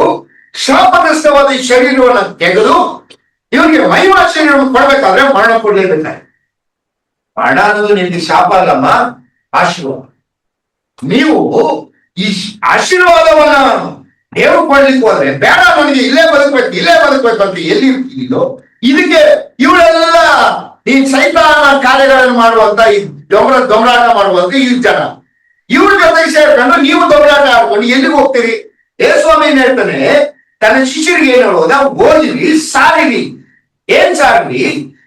ನಂಬಿದವನಿಗೆ ತಂದೆ ಮಗ ಪರಿಶುದ್ಧಾತ್ಮ ದೀಕ್ಷಾಸ್ನಾನ ಮಾಡಿಸಿರಿ. ಅವನಿಗೆ ಅವಶ್ಯವಿದ್ರೆ ಮಿರಾಕಲ್ ತಾನೇ ಆಗ್ತದೆ, ಅವನಿಗೂ ಆಗ್ತದೆ, ನೀನಿದಲ್ಲ. ಯೇಸುವನ್ನು ಚೆನ್ನಾಗಿ ಅರ್ಥ ಮಾಡ್ಕೊಂಡಿದ್ರು. ಎರಡು, ನೀವು ಉಚಿತವಾಗಿ ಹೊಂದಿದ್ದೀರಿ, ಉಚಿತವಾಗಿ ಇಟ್ಕೊಂಡ್ರಿ. ನೀನು ವ್ಯಾಪಾರ ಮಾಡಕ್ಕಲ್ಲ ಅದು ಹೇಳುದು. ಎಲೀಷನ ಬಳಿ ಬಂದ ಅವನು ನಾಮಾನ. ಏನಂದ್ರೆ ಎಲೀಷ, ನಿನ್ನಲ್ಲಿ ತೃಣವು ನನಗೆ ಬೇಡ, ಯಾಕಂದ್ರೆ ನನ್ನ ದೇವರ ಅನುಮತಿ ತಗೊಂಡಲ್ಲ. ಅವ ಗ್ಯಾಜಿಗೆ ಏನಾಯ್ತು? ಅವನ ರೋಗ ಇವನಿಗೆ ಬಂತು. ಎಲ್ಲಿಂದ ಬಂತು ಈ ಅಂಗಡಿಗಳು? ಇದನ್ನ ನಾವು ಮೂರ್ಖರು ವಾಕ್ಯ ಗೊತ್ತಿಲ್ಲ ನಮಗೆ ವಾಕ್ಯ ಗೊತ್ತಿಲ್ಲ. ಮೆಂಟ್ರಿ ಈ ಮಿರಾಕಲನ್ನ ಸುವಾರ್ತೆ ಸಾಧನವಾಗಿ ಉಪಯೋಗಿಸೋಣ. ಯಾರು ಗೊತ್ತಾ? ಓದ್ರಿ, ಪ್ರಕಟಣೆ ಬರೆದ ಪುಸ್ತಕ 13 ವಚನ. ಪ್ರಕಟಣೆ 13 ಇದು ಮಹತ್ತಾದ ಸೂಚಕ ಕಾರ್ಯಗಳನ್ನು ನಡೆಸುತ್ತದೆ. ಜನರ ಮುಂದೆ ಬೆಂಕಿಯು ಆಕಾಶದಿಂದ ಭೂಮಿಗೆ ಇಳಿದು ಬರುವಂತೆ ಆದರೂ ಸ್ವಾಮಿ ಕೇಳಿದ್ರೆ ಮಾಡ್ಲಿಲ್ಲ, ಇವನು ಮಾಡ್ತಾನೆ ಸುಳ್ಳು ಪ್ರವಾದಿ. ಆಮೇಲೆ ಆ ಮೊದಲನೆಯ ಮೃಗದ ಸನ್ನಿಧಿಯಲ್ಲಿ ಮಹತ್ಕಾರ್ಯಗಳನ್ನು ಮಾಡುವ ಅಧಿಕಾರವಿರುವುದರಿಂದ ಭೂನಿವಾಸಿಗಳನ್ನು ಮರಳುಗೊಳಿಸುತ್ತದೆ. ಅವರಿಗೆ ಕತ್ತಿಯಿಂದ ಗಾಯಗೊಂಡಿ ಸಾಯದೆ ಬದುಕಿದ ಮೃಗದ ಘನಕ್ಕಾಗಿ ವಿಗ್ರಹವನ್ನು ಮಾಡಿಸಿಕೊಳ್ಳಬೇಕೆಂದು ಬೋಧಿಸುತ್ತದೆ. ಆಮೇಲೆ ಇದಲ್ಲದೆ ಆ ಮೃಗದ ವಿಗ್ರಹಕ್ಕೆ ಜೀವ ಕೊಡುವ ಸಾಮರ್ಥ್ಯ. ಬೆಳಿಗ್ಗೆ ಬರ್ತಾ ಇರ್ತಾರೆ ನಮ್ಮ ಜೋಸೆಫ್ ಪಿಂಟೋ ಅವರು. ಅವ್ರು ನನಗೆ ಪರಿಚಿತರಿದ್ರೆ ಅವ್ರು ಉದಾಹರಣೆ ತಗೊಳ್ತೀನಿ. ಏನ್ ಬ್ರದ, ಕಲ್ಲಿದೆ, ಕಲ್ಲನ್ನು ಇಟ್ಟಿದಾರಲ್ವ, ಆ ಕಲ್ಲು. ಅಣ್ಣ ಜೋಸೆಫ್ ಪಿಂಟೋ ಅಣ್ಣ ಚೆನ್ನಾಗಿದ್ದೀರಾ? ನಿಮ್ ಮಗನ ಮದುವೆ ಆಯ್ತಲ್ಲ ಕುಶಾಲನಗರದಲ್ಲಿ. ಇದೆಲ್ಲ ಹೇಳ್ಬಿಟ್ರೆ ಏನ್ ಮಾಡ್ತೀವಿ ನಾವು? ಏನ್ ಮಾಡ್ತೀರಿ?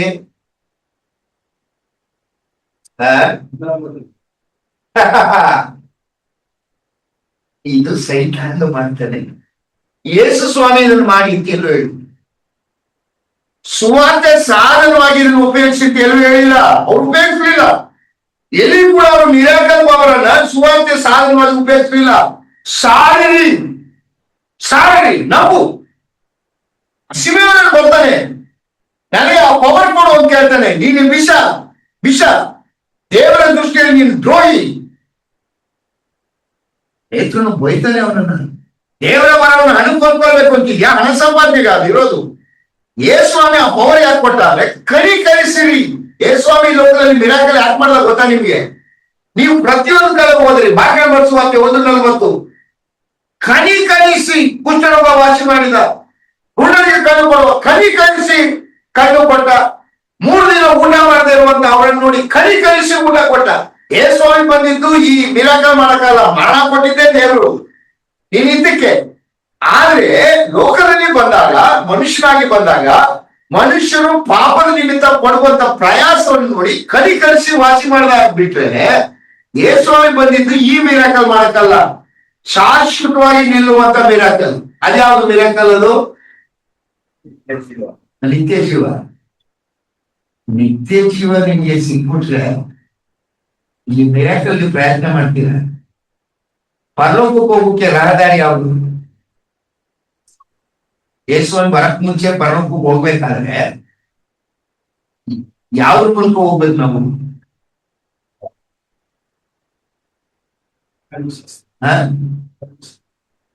ರೈಲ್ವೆ ಸ್ಟೇಷನ್,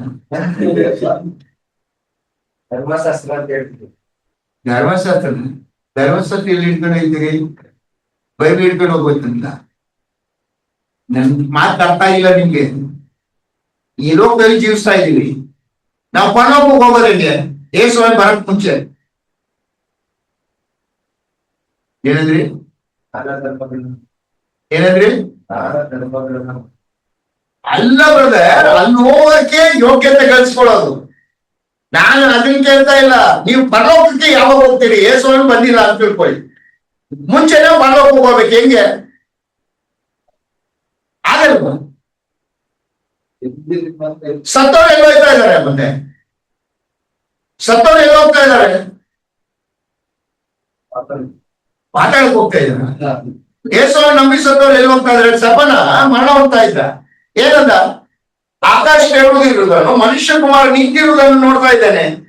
ಪೌಲನು ಬರೀತಾನೆ 2 ಕೊರಿಂಥ 5:8 ಈ ದೇವರೊಬ್ಬ ಗುಡಾರವನ್ನು ಬಿಸಾಡಿ ಬಿಟ್ಟು ಕರ್ತನ ಜೊತೆಯಲ್ಲಿ ಇರ್ತೀನಿ ಅಂತಾನೆ. ಸತ್ತ ತಕ್ಷಣ ಫಿಲಿಪ್ಪಿ 1:21 ದೇವರಲ್ಲಿ ದೂರ ಇರುವವರೆಗೂ ಕೃಷ್ಣನಿಗೆ ದೂರದಿರುವ ಪ್ರವಾಸಿ, ಎರಡರ ನಡುವೆ ನಾನು ಹೋರಾಟ ಮಾಡ್ತಿದ್ದೇನೆ, ದೇವರನ್ನು ಕೂಡ ಕಿತ್ತು ಬಿಸಾಕ್ಬಿಟ್ಟು ಆತನ ಜೊತೆಯಲ್ಲಿ ಇರ್ಬೇಕಂತ ಅಂಬಲ. ಅಂದ್ರೆ ನಾವಿಲ್ಲಿ ಇವತ್ತು ಪರಲೋಕಕ್ಕೆ ಹೋಗ್ಬೇಕಾದ್ರೆ ಇರುವಂತ ಧಾರಾವಾಹ ಅಂದ್ರೆ ಮರಣ. ಈ ಮರಣ ಬೇಡ, ಮರಣ ಬೇಡ, ಕಾಯಿಲೆ ವಾಸಿ ಆಗ್ಬೇಕು, ಕಾಯಿಲೆ ವಾಸಿ ಆಗ್ಬೇಕು ಅಂತ ಹೇಳೋದಿದ್ರೆ ನೀವ್ ಏನ್ ಬೇಡ ಅಂತಿದ್ದೀರಿ? ಪರಲೋಕ ಬೇಡ ಅಂತ. ಇದಕ್ಕೆ ಹೆಲ್ಪ್ ಮಾಡ್ತಾ ಇರೋರು ಯಾರು? ಪಾಸ್ಟರು. ಸತ್ಯವೇದ ಏನ್ ಹೇಳ್ತಾ ಇದೆ? ಸತ್ಯವೇದ ಏನ್ ಹೇಳ್ತಿದೆ? ಸೈತಾನ ಟ್ರ್ಯಾಪ್ ಇದು. ನನ್ನ ಮಾತಲ್ಲ. ಮತ್ತಾಯ 24:24 ಓದ್ರಿ ನೋಡೋಣ. ಮತ್ತಾಯ 24:24 ಯೇಸುಸ್ವಾಮಿ ಏನ್ ಹೇಳ್ತಾನೆ? ಸುಳ್ಳು ಕ್ರಿಸ್ತರು, ಸುಳ್ಳು ಪ್ರವಾದಿಗಳು ಎದ್ದು ಸಾಧ್ಯವಾದರೆ ದೇವರಾದುಕೊಂಡವರನ್ನು ಸಹ ಮೋಸಗೊಳಿಸುವುದಕ್ಕೋಸ್ಕರ ದೊಡ್ಡ ದೊಡ್ಡ ಸೂಚಿತ ಕಾರ್ಯಗಳನ್ನು, ಅದ್ಭುತ ಕಾರ್ಯಗಳನ್ನು ಮಾಡಿ ತೋರಿಸುವರು. ಅಂದ್ರೆ ನೀನ್ ಯಾವ ಕಾರಣಕ್ಕೂ ಯೇಸುಸ್ವಾಮಿ ನಂಬಿ ರಕ್ಷಣೆ ಹೊಂದಬಾರ್ದು. ಬರೀ ಮಿರಾಕಲ್ ನಮ್ ಕಡೆ ಜೀವನ ಕಾರ್ಯ ಮಾಡ್ಬಿಡ್ಬೇಕು. ಮಿರಾಕಲ್ ನಮ್ ಕಡೆ ಹೋದ್ರೆ ಎಲ್ಲಿ ಹೋಯ್ತ್ಯಾ?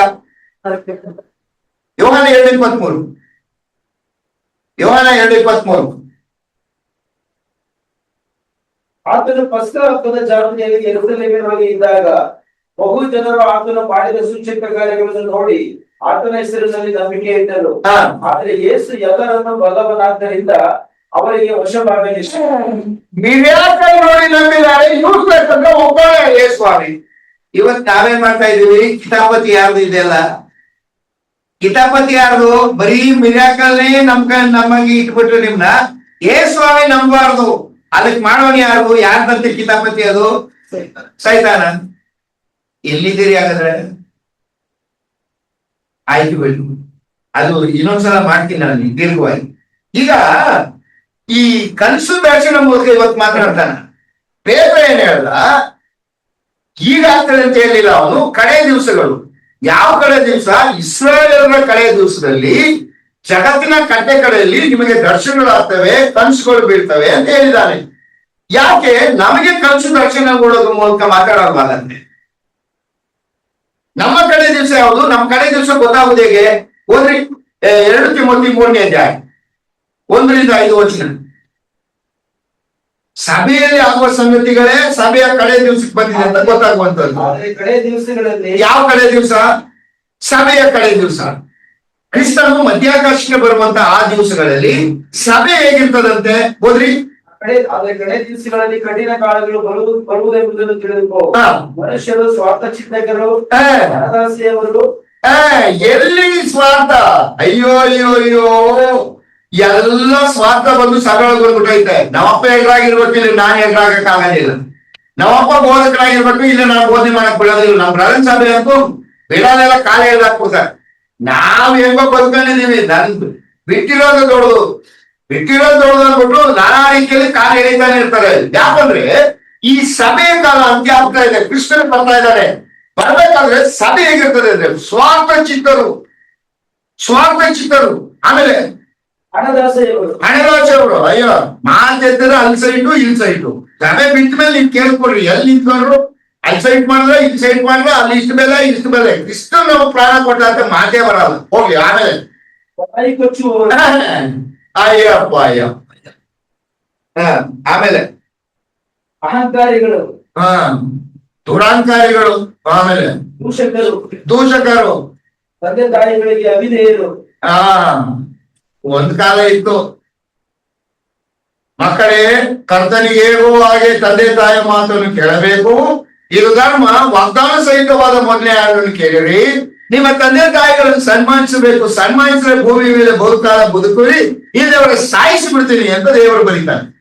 ಬಟ್ ಈಗ ಹೆಂಗಾಗಿದೆ ಗೊತ್ತೇ? ತಂದೆ ತಾಯಿಗಳೇ ಕರ್ತನಿಗೆ ಹೇಗೋ ಹಾಗೆ ನಿಮ್ಮ ಮಕ್ಕಳ ಮಾತನ್ನು ಕೇಳಬೇಕು, ಇಲ್ಲಿನ ಸಾಯ್ತೀರಿ ನೀವು ಮಕ್ಕಳ ಕೆಟ್ಟ ಜೀವನ ಮಾಡ್ಬೇಕಾಗಲ್ಲ. ಇವಾಗ ಒಮ್ಮೆ ಒಬ್ಬ ಹುಡುಗಿ ಮಾರ್ಕೆಟ್ ಕರ್ಕೊಂಡು ಹೋಗ್ಲಂತೆ ಅವ್ರ ಅಮ್ಮ ಮಾಲಿಗೆ. ಈ ಮಗು ಚಿಕ್ಕಪಟ್ಟೆ ಆಟ ಮಾಡ್ತಿತ್ತಂತೆ. ಆ ತಾಯಿ ಶಾರ್ಟ್ ಆಫ್ ಗ್ರೇಸ್ ಅಂದಿದ್ದು ಒಂದೇ ಸಲ ಸೈಲೆಂಟ್ ಆಗ್ಬಿಟ್ಟಂತೆ ಮಗು. ಶಾಪ್ಕೀಪರ್ಗೆ ಖುಷಿ ಆಗೋಯ್ತು. What A wonderful baby, what A wonderful name Gracy, take lollipop ಅಂತ ಲಾಲಿಪಾಪ್ ಕೊಟ್ಟಂತೆ. ತಾಯಿ ಅಂದ್ರಂತೆ, ಗ್ರೇಸಿ ಅವಳ ಹೆಸರು ಅಲ್ಲ, ಅವಳ ಹೆಸರು ಬೌನ್ಸಿ, ನನ್ನ ಹೆಸರು ಗ್ರೇಸಿ ಅನ್ಕೊಂಡು. ಅಮ್ಮ ಗಲಾಟೆ ಆದಾಗ ಬೈಕೊಂಡಿದ್ದೆ ಅನ್ನ ತನ್ನ, ಯಾಕಂದ್ರೆ ಮಕ್ಕಳನ್ನ ಬೈಯಕ್ಕಾಗಲ್ಲ. ಅದನ್ನ ಬೈತಾನೆ. ಈ ಸಭೆ ಅಂತ್ಯಕಾಲದಲ್ಲಿ ಹೆಂಗಿರ್ತದೆ ಅಂದ್ರೆ ಮಕ್ಕಳಿಗೆ ಎದುರ್ಕೊಂಡು ಅಪ್ಪ ಅಮ್ಮ ಜೀವಿಸ್ಬೇಕು, ಅದು ಆಗ್ತಾ ಇದೆ. ಹೋಗಿ ಆಮೇಲೆ ಆಮೇಲೆ ದೇವ ಭಯವಿಲ್ಲದವರು, ಮಮತೆ ಇಲ್ಲದವರು, ಸಮಾಧಾನ ಮಾಡಿದವರು, ಚಾಡಿ ಹೇಳುವವರು, ದಮೆ ಇಲ್ಲದವರು, ಉಗ್ರತೆ ಉಳ್ಳವರು, ಒಳ್ಳೆಯದನ್ನು ಪ್ರೀತಿಸದವರು, ದ್ರೋಹಿಗಳು, ದುಡುಕಿನವರು, ಒಪ್ಪಿಕೊಂಡವರು, ದೇವರನ್ನು ಪ್ರೀತಿಸದೆ ಭೋಗಗಳನ್ನೇ ಪ್ರೀತಿಸುವವರು, ಭಕ್ತಿಯ ದೇಶವಿದ್ದು ಅದರ ಬಲವನ್ನು ಬೇಡವೆನ್ನುವವರು ಆಗಿರುವರು. ಯಾವುದೂ ಇಲ್ಲ ಈಗ ನಮ್ಮ ಸಭೆ ಒಳಗೆ. ಯೇಸುವನ್ನು ಬರದ ಅರ್ಥ ಇದೆಯಾ, ತಡ ಇದೆಯಾ? ಸಭೆಯ ಸೃಷ್ಟಿ ಇದೆ. ಹೋಗ್ಲಿ, ಹೇಳ್ಬಿಟ್ಟು ತೋರಿಸ್ತೀನಿ, ಮುಂದೆ ನೋಡಿ. 1 ಯೋಹಾನ 2:18.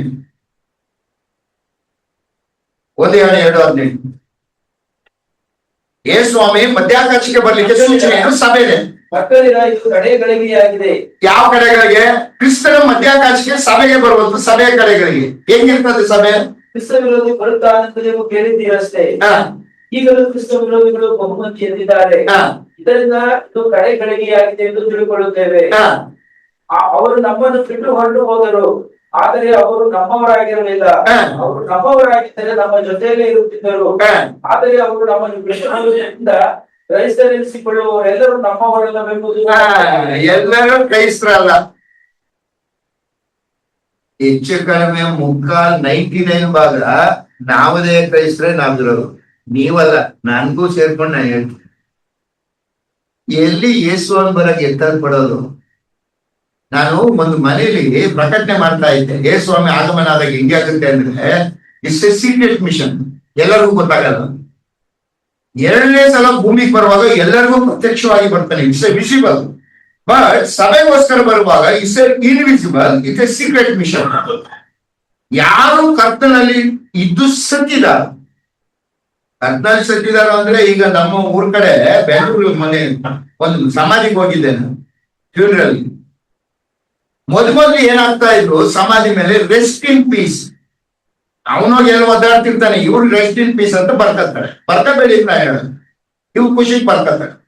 ಅದಾದ್ಮೇಲೆ ಏನ್ ಮಾಡುದು, ಸ್ವಾಮಿ ಬರ್ತಾ ಇದ್ದಾನೆ, ರೆಸ್ಟ್ ಇನ್ ಪೀಸ್ ಅಂದ್ರೆ ಎಲ್ಲ ರೆಸ್ಟ್ ಇನ್ ಪೀಸ್ ಯಾವಾಗ ಹೇಳ್ಸ್ಕೊಂಡು ಹೋಗ್ಬಿಟ್ರೆ ಏನ್ ಮಾಡೋದು ಅಂತ ಹೆಸರು ಬರ್ದು. ಹೆಸರು ಬಂದಾಗ ಪ್ರಾಬ್ಲಮ್ ಏನಾಯ್ತು, ಸಾಲ ಬಂದವರು 10 ಜನ ಇರ್ತಾರೆ, ಯಾವ ಸಾಲ ಮನೆ ಹೇಳ್ಸ್ಕೊಂಡು ಹೋಗ್ತಾನೆ, ಏನ್ ಮಾಡಲಿ ಈಗ ಒಳ್ಳೆ ಫೋಟೋ ಸ್ಟುಡಿಯೋ ಇದ್ದಂಗೈತೆ, ಸಮಾಜಕ್ಕೆ ಹೋಗಿ ನೋಡ್ರಿ ನೀವು, ನನ್ ಮನಸ್ಸುಳ್ಳ ಅಂತ ಎಲ್ಲರ ಮೇಲೂ ಫೋಟೋ ಹಾಕ್ತಾರೆ. ಅಂದ್ರೆ ನಾನು ಇಲ್ಲೇ ಮಲಗಿದೀನಿ, ಇಲ್ಲೇ ಹೇಳ್ಸ್ಕೊಂಡು ಹೋಗ, ಅವನೇ ಹೇಳ್ಸ್ಕೊಂಡು ಹೋಗ್ಬೇಡ, ಇಲ್ಲಿ ಮಲಗಿದೀನಿ ನೋಡು ಹಂಗೆ ಹೇಳ್ಸ್ಕೊಂಡು ಹೋಗ್ತಾನೆ. ಸ್ವಾಮಿ ಬಂದಾಗ ಹೇಳ್ಸ್ಕೊಂಡು ಹೋಗ್ತಾನ ಇವ್ರನ್ನ? ಇಲ್ಲ, ವಾಕ್ಯದಲ್ಲಿರೋದು ಏನ್ ಗೊತ್ತಾ, ಯಾರು ನಿಜ ಕ್ರೈಸ್ತನಾಗಿರ್ತಾನೆ ಅವನು ಮಾತ್ರ ಕ್ರಿಸ್ತನಲ್ಲಿದ್ದು ಸತ್ತವನು. ಕ್ರಿಸ್ತನಲ್ಲಿದ್ದು ಸತ್ತವನು ಅನ್ನುವಾಗ ನನ್ನ ಪ್ರಿಯ ದೇವ ಜನರೇ, ಕೊನೆ ಉಸಿರಿನವರೆಗೂ ನಾನಲ್ಲ ಆದರೆ ಕ್ರಿಸ್ತ. ಒಂದು ವೇಳೆ ನೀನು ಜೀವದಿಂದಿದ್ರೆ ಆತನು ಬರುವ ಸಮಯದಲ್ಲಿ ನಾನಲ್ಲ ಆದರೆ ಕ್ರಿಸ್ತನು ಅಂತ ಜೀವಿಸೋರು ಮಾತ್ರ ಒಯ್ಯಲು, ಹೋದವರು ಯಾರು ಒಯ್ಯಲು. ಬೇಸರ ಮಾಡ್ಕೊಂಡ್ರೆ, ಯಾಕಂದ್ರೆ ನಾನು ಎಚ್ಚರಿಸ್ಬೇಕಾದ್ರು ನನ್ನ ಕೆಲಸ. ಸ್ಪಷ್ಟವಾಗಿ ಮತ 7:13-14 ಪರಲೋಕಕ್ಕೆ ಹೋಗುವ ಮಾರ್ಗ ಬಿಕ್ಕಟ್ಟು, ದಾರಿ ಇಕ್ಕಟ್ಟು, ಅದನ್ನ ಕಂಡುಹಿಡಿಯುವವರೇ ಸ್ವಲ್ಪ ಜನ. ನರಕಕ್ಕೆ ಹೋಗುವ ಮಾರ್ಗ ಆಗಲ್ಲ, ದಾರಿ ಸುಲಭ, ಹೋಗುವವರು ಬಹುಮಂದಿ. ಯಾರು ಗೊತ್ತಾ, ಕ್ರೈಸ್ತ ಎಣಿಸ್ಕೊಂಡು ಅನ್ಯರ ಬಗ್ಗೆ ಸ್ವಾಮಿ ಮಾತಾಡ್ತಾ ಇದ್ದಾರೆ. ಎಲ್ಲಿದ್ದೇವೆ? ಈ ಆಗಮನದ ದಿವಸ ಹೇಗಿರ್ತದೆ ಅಂದ್ರೆ, ಅವನು ಉದ್ದಲ್ಲಿ ಇಷ್ಟು ಬರೀತಾರೆ. ಒಂದು, ಅವಿದೇವರು, ತಂದೆ ತಾಯಿಗೆ ಅವಿದೇವರು, ಸ್ವಾರ್ಥಚಿತ್ತರು, ಉಬ್ಬಿದವರು, ಗರ್ವಿಷ್ಠರು ಎಲ್ಲ ಆಗಿರ್ತಾರೆ, ಎಲ್ಲ ಆಗಿದ್ದೀವಿ.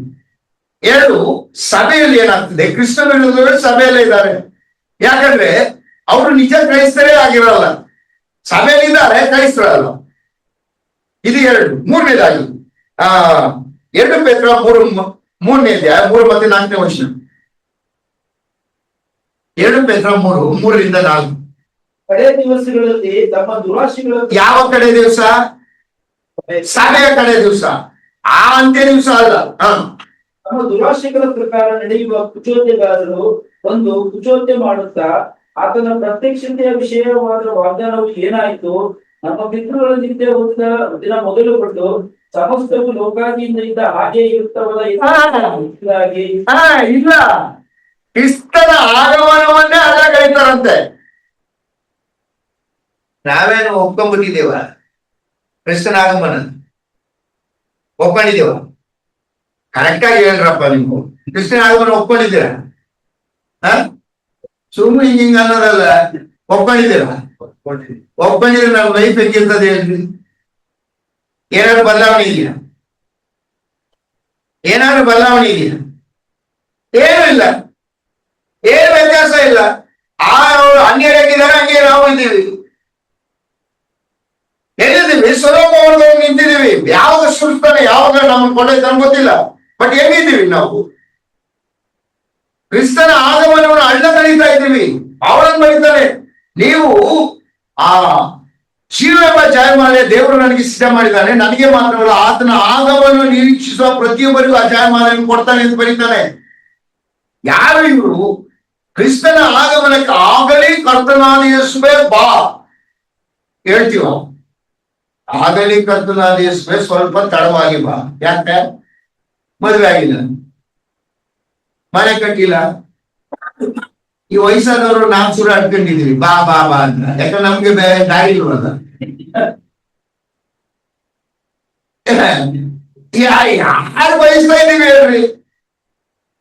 ಅವನು ಬರೀತಾನೆ, ಈ ಸಭೆ ಅಂತಕಾಲ ಹೇಗಿರ್ತದೆ ಅಂದ್ರೆ, ಸಭಿಕರು ಯಾರು ಕ್ರಿಸ್ತನ ಆಗಮನ ಬಯಸೋದಿಲ್ಲ, ಇದೆ ಬಯಸ್ತಾ ಇಲ್ಲ. ಎಲ್ಲಿ ಬಯಸ್ತೀರಿ? ನಾನು ಯಾರು ಬಂದು ಈ ಪ್ರಕಟಣೆ ಬರೆದ ಇದು ಯೇಸುವನ ಆಗಮನ ಮಾಡ್ತಾ ಇದ್ದೆ. ಒಂದಿನ ಏನಾಗೋಯ್ತು, ಯೇಸುವನ್ ಬರ್ತಾನೆ, ಸೀಕ್ರೆಟ್ ಮಿಷನ್. ನಿಮ್ ಬಟ್ಟೆಗಳೆಲ್ಲ ಅಲೆ ಬಿದ್ದಿರುತ್ತೆ, ಫೋನು ಇವನು ಎಲ್ಲ ಅಲೆ ಬಿದ್ದಿರ್ತದೆ, ನೀವಿರಲ್ಲ. Missing day, great missing day ಅದು ಪ್ರಪಂಚದಲ್ಲಿ. ಅವನು ಅಂತ ಹೇಳಿದ್ರು. ಒಂದಿನ ಏನಾಗೋಗಿದೆ, ಅವ್ರ ವೈಫ್ ಕಾಣಿಸ್ತಾ ಇಲ್ಲ ಮಧ್ಯರಾತ್ರಿ 1 ಗಂಟೆ. ನಿಜವಾಗಿ ಹೇಳಿದೀನಿ ಇದು ನಿಜ. 1 ಗಂಟೆ ರಾತ್ರಿಲಿ ಹೆಂಡತಿ ಕಾಣ್ತಾರೆ. ಹೆಂಡತಿ ಮೊಬೈಲು, ಆಕೆ ರಿಂಗು, ಆಕೆ ವಾಚು, ಆಕೆ ಗೌನು ಎಲ್ಲ ಅಲ್ಲೇ ಬಿದ್ದಿದೆ, ಚಪ್ಪಲಿ ಹಿಡಿದಲ್ಲ ಹಾಕಿ. ಈ ಹಬ್ಬಕ್ಕೆ ಏನಾಗಿದೆ, ನಾನು ಹೇಳಿದ್ನಲ್ಲ ಯೇಸುಸ್ವಾಮಿ ಬಂದಾಗ ಮಿಸ್ ಆಗ್ಬಿಡ್ತಾರೆ, ಎಲ್ಲ ಅಲ್ಲೇ ಬಿದ್ದಿರ್ತದೆ. ಯೇಸುಸ್ವಾಮಿ ಬಂದ್ಬಿಟ್ಟೇನು, ನನ್ನ ಹೆಂಡತಿ ಹೋಗ್ಬಿಟ್ಟಿದ್ದಾರೆ, ನಾನು ಒಬ್ಬನೇ ಉಳ್ಕೊಂಡಿದ್ದೀನಿ.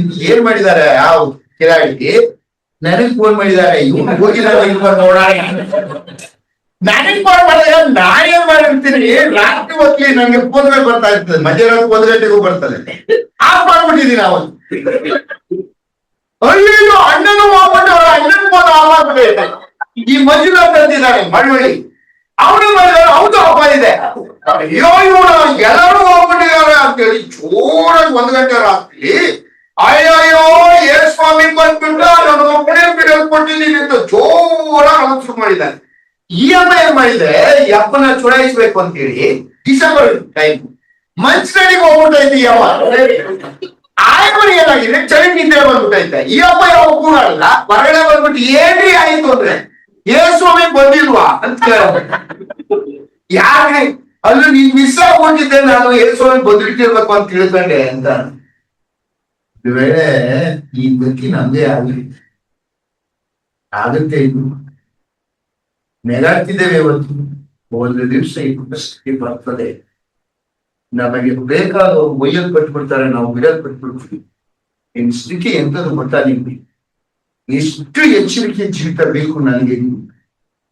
ಈ ಕಳೆದು ಹೋಗುವಂತ 40 ವರ್ಷದ ಆಯುಷ್ಯ ಇಷ್ಟೊಂದು ನಾವು ಶ್ರಮ ಪಟ್ಟು ನಿತ್ಯ ಜೀವನ ಬಿಟ್ಬಿಡ್ತಿದ್ರೆ, ಆದ್ರೆ ಎಲ್ಲಿಗೆ ಹೋಗಿ ತಲುಪ್ತೀವಿ? ಈ ಕಡೆ ದಿವಸಗಳಲ್ಲಿ ಹೇಗಿರ್ತದೆ ಅಂತ ಬರೀತಾನೆ. ಸಭೆ ಕ್ರಿಸ್ತನ ಬರ್ಲಿಕ್ಕೆ ಕಡೆ ದಿವಸ ಬೇರೆ, ಯೇಸುಸ್ವಾಮಿ ಭೂಮಿಗೆ ಬರುವ ಕಡೆ ದಿವಸ ಬೇರೆ. ಆ ಸೂಚನೆಗಳು ಪೊಲಿಟಿಕಲ್ ಮತ್ತು ವರ್ಲ್ಡ್ಲಿ ಸಂಗತಿಗಳು ಅವರಿಗೆ, ನಮಗಲ್ಲ. ಅದು ಬಿ ಕೇರ್ಫುಲ್, ಅದೆಲ್ಲ ನಮಗಲ್ಲ. ನಾವು ನೋಡ್ತಾ ಇರೋದು ಆಕಾಶ ಭೂಮಿ ಏನಲ್ಲ, ನಾವು ನೋಡ್ತಾ ಇರೋದು ಕ್ರಿಸ್ತನ ಮಧ್ಯಾಕಾಶಕ್ಕೆ ಬರುವುದು. ಮಧ್ಯಾಕಾಶಕ್ಕೆ ಬರೋಕ್ಕೆ ಸೂಚನೆ ಏನಂದ್ರೆ ನಮ್ಮ ಸಭೆ, ನನ್ನ ಜೀವಿತವೇ ಕ್ರಿಸ್ತನು ಬರೋದಾಗಿದೆಯಾ? ಇದನ್ನ ಪೇತ್ರನು ಇಲ್ಲಿ ಏನ್ ಹೇಳ್ತಾ ಇದ್ದಾನೆ, ನಿಮ್ಮ ಕಡೆ ದಿವಸದಲ್ಲಿ, ನಿಮ್ಮ ಕಡೆ ದಿವಸ ಸಂಕಟ ಕಾಲದಲ್ಲಿ ಮತ್ತೆ ದರ್ಶನಗಳು ಕನಸುಗಳು ಬೀಳ್ತವೆ. ಯಾಕೆ ಈಗ ದರ್ಶನ ಕನಸು ಬೀಳಲ್ಲ? ಈ ದಿವಸ ದೇವರು ಯಾವ ರೀತಿ ಮಾತಾಡ್ತಾನೆ ಪವಿತ್ರಾತ್ಮ ನಮ್ಮಲ್ಲಿ? ಹೆಂಗೆ ವಾಕ್ಯ ಮೂಲಕ ಮಾತಾಡೋದು ಹೆಂಗೆ? ಒಬ್ಬ ಈ ಸತ್ಯವೇದ ಓದೋದು ಪದ್ಧತಿ ಇದೆ.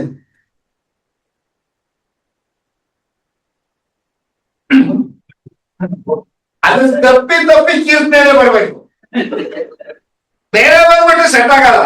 ಎರಮಿಯ ಬಂದ್ಬಿಟ್ರೆ ನೀನು ಆದ್ರ ಮಾಡಿದ್ದಿ ದ್ರೋಹಿ ನೀನು ಪ್ರಕಟಣೆಯಲ್ಲಿ 69:22 ಬಂದ್ಬಿಟ್ರೆ ಅದು ಕೂಲಿಗಳು ನನ್ನ ಸುತ್ಕೊಂಡಿವೆ, ಭಾಷಾನಿನ ಕೂಲಿಗಳು. ಇಲ್ಲಿ ಅದು ಸೆಟ್ ಆಗಲ್ಲ. 23ನೇ ಅಧ್ಯಾಯ ಹಂಗೆ ಬರ್ಬೇಕು, 90ನೇ ಅಧ್ಯಾಯ ಇಂಥದ್ದೇ ಬರ್ಬೇಕು. ಇವನೇನ್ ಮಾಡಿದ, ಪಕ್ಕ ಕುಡ್ಕ ಯೇಸುಸ್ವಾಮಿ ನಮ್ದು ಕುಡ್ಕ ಎಂಟಿ ಯಾವಾಗ್ಲೂ ಬೈಯೋಳದು. ನಿನ್ನ ಪಟ್ಟಿಗ ಕಾಣ, ನೀನು ದೇವರು ಅಂತ ಕುಡ್ಕೊಂಡು ಯಾವಾಗ ಸಾಯ್ತಿಲ್ಲ ಅಂತ ಬೈತಿಲ್ಲ. ಒಂದಿನ ಕುಡ್ದಿರ್ಲಿಲ್ಲ, ಕಾಯಿಲೆ ಆಗಿದ್ದೇನೋ ಕುಡ್ದಿರ್ಲಿ. ಏನ್ ಮಾಡ್ದ, ಸತ್ಯವೇದ ಹೋದಾಗ ಅಂತ ಲೆಫ್ಟ್ ಕೊಡದ. ಲೆಫ್ಟ್ ಕೊಡೋದಕ್ಕೆ ಇವನ ಅದೃಷ್ಟಕ್ಕೆ ಯಾವ್ದು ಬಂದ್ಬಿಡ್ತು, ಯೋಶು ಬರೆದ ಪುಸ್ತಕ 1ನೇ ಅಧ್ಯಾಯ ಕೈ ಇಟ್ಕೊಂಡು ಬಂದ. ಯಾವ್ದಾದ್ರು ಅಂಜಬೇಡ, ನಿನ್ನೆಲ್ಲಿ ಯಾರೂ ನಿಲ್ಲಲು ಸಾಧ್ಯವಿಲ್ಲ. ಮತ್ತೆ ಇವಳೇ ನಮ್ಗೆ ಯಾರು ಜೋರ್ ಮಾಡ್ತಾಳಲ್ಲ, ನನ್ನೆಲ್ಲಿ ಯಾರು ನಿಲ್ಲಕ್ಕಾಗಲ್ಲ ಅಂತ ಖುಷಿ ಆಯ್ತು. ರೈಟ್ ಕೊಡ್ದ. ಎಫೆಸ 5 ಬೆರಳಿಟ್ಕೊಂಡು ಹೋದ. ಎಫೆಸ 5:18 ಕುಡಿದು ಮತ್ತರಾಗಬೇಡ್ರಿ. ಮತ್ತೆ ನಾನೇನು ಮಾತನಾಡ್ತಾ ಇದ್ದೀನ, ಕುಡಿಬಹುದು. ಮತ್ತೆ ಇವಳನ್ನು ಕುಡಿಯಬೇಡ ಅಂತಾಳಲ್ಲ ವಾಕ್ಯದಲ್ಲಿ, ಮತ್ತನಾಗ್ಬೇಡ, ಕುಡಿಬಹುದು, ಮತ್ತನಾಗಬಾರ್ದು. ಇವಳೇ ಮತ್ತೆ ಕುಡಿಬೇಡ ಅಂತ ರೈಟ್ ಆಯ್ತು, ಬದ್ದಿ ಕೊಡದ. ಪ್ರಸಂಗಿ 12ನೇ ಅಧ್ಯಾಯ ವಿಷಯ ಮುಗೀತು, ಎಲ್ಲಾ ಕೇಳಿ ಮುಗಿಯಿತು ಅಂತ ಮುಚ್ಚಿಟ್ಟು. ನಮ್ಮ ಬೈಬಲ್ ಓದೋದು ಇದೇ ತರ ತಾನೆ. ನಾನು ಮತ್ತೆ ಸುಳ್ಳ ನಿಜ ತಾನೆ. ಅದು ಪವಿತ್ರ ಆತ್ಮನ ಹೆಂಗೆ ನಿಮ್ಗೆ ವಾಕ್ಯದ ಮೂಲಕ ಮಾತಾಡ್ತಾನೆ. ಸಿಟ್ಟು ಮಾಡ್ಕೊತೀವಿ. ನಮ್ ಬೇಕಿದ ವಾಕ್ಯನ 10 ಸಲ ಬೇಯಿಸ್ತೀವಿ. ಅವಳ್ಯಾರೋ 150 kg ಆಗಿದ್ರಂತೆ ಲೇಡಿ. ಸ್ನೇಹಿತರು ಹೇಳಿದ್ರಂತೆ, ನಾನು ಇನ್ಮೇಲೆ ಪೇಸ್ಟ್ರಿನೇ ತಿನ್ನಲ್ಲ, 150 kg ಹಾಕ್ಬಿಟ್ಟಿದ್ದೀನಿ. ವಿಲ್ ಪವರ್ಗೆ ಅಂದ್ಬಿಟ್ಟು ಹೇಳ್ಬಿಟ್ರು ಅಂದಂತೆ. ಮಾಡಿದಿನ ಬರ್ತಾ ಬರ್ತಾ ಆಫೀಸ್ಗೆ ಬರುವಾಗ 5 kg ಇಟ್ಕೊಂಬಂದ್ರಂತೆ. ಅವ್ರು ಕೇಳಿದ್ರಂತೆ, ಅಲ್ಲ ಕಡೆ ನಿನ್ನೆ ತಾನೇ ಹೇಳಿದೆ ವಿಲ್ ಪವರ್ ಇದೆ, ನಾನು ತಿನ್ನೋದೇ ಇಲ್ಲ ಅಂತ, ಬರ್ತಾನೆ 5 kg ಇಟ್ಕೊಂಬಂದಿಯಲ್ಲ ಯಾಕೆ ಅಂತ ಕೇಳಿದ್ರು.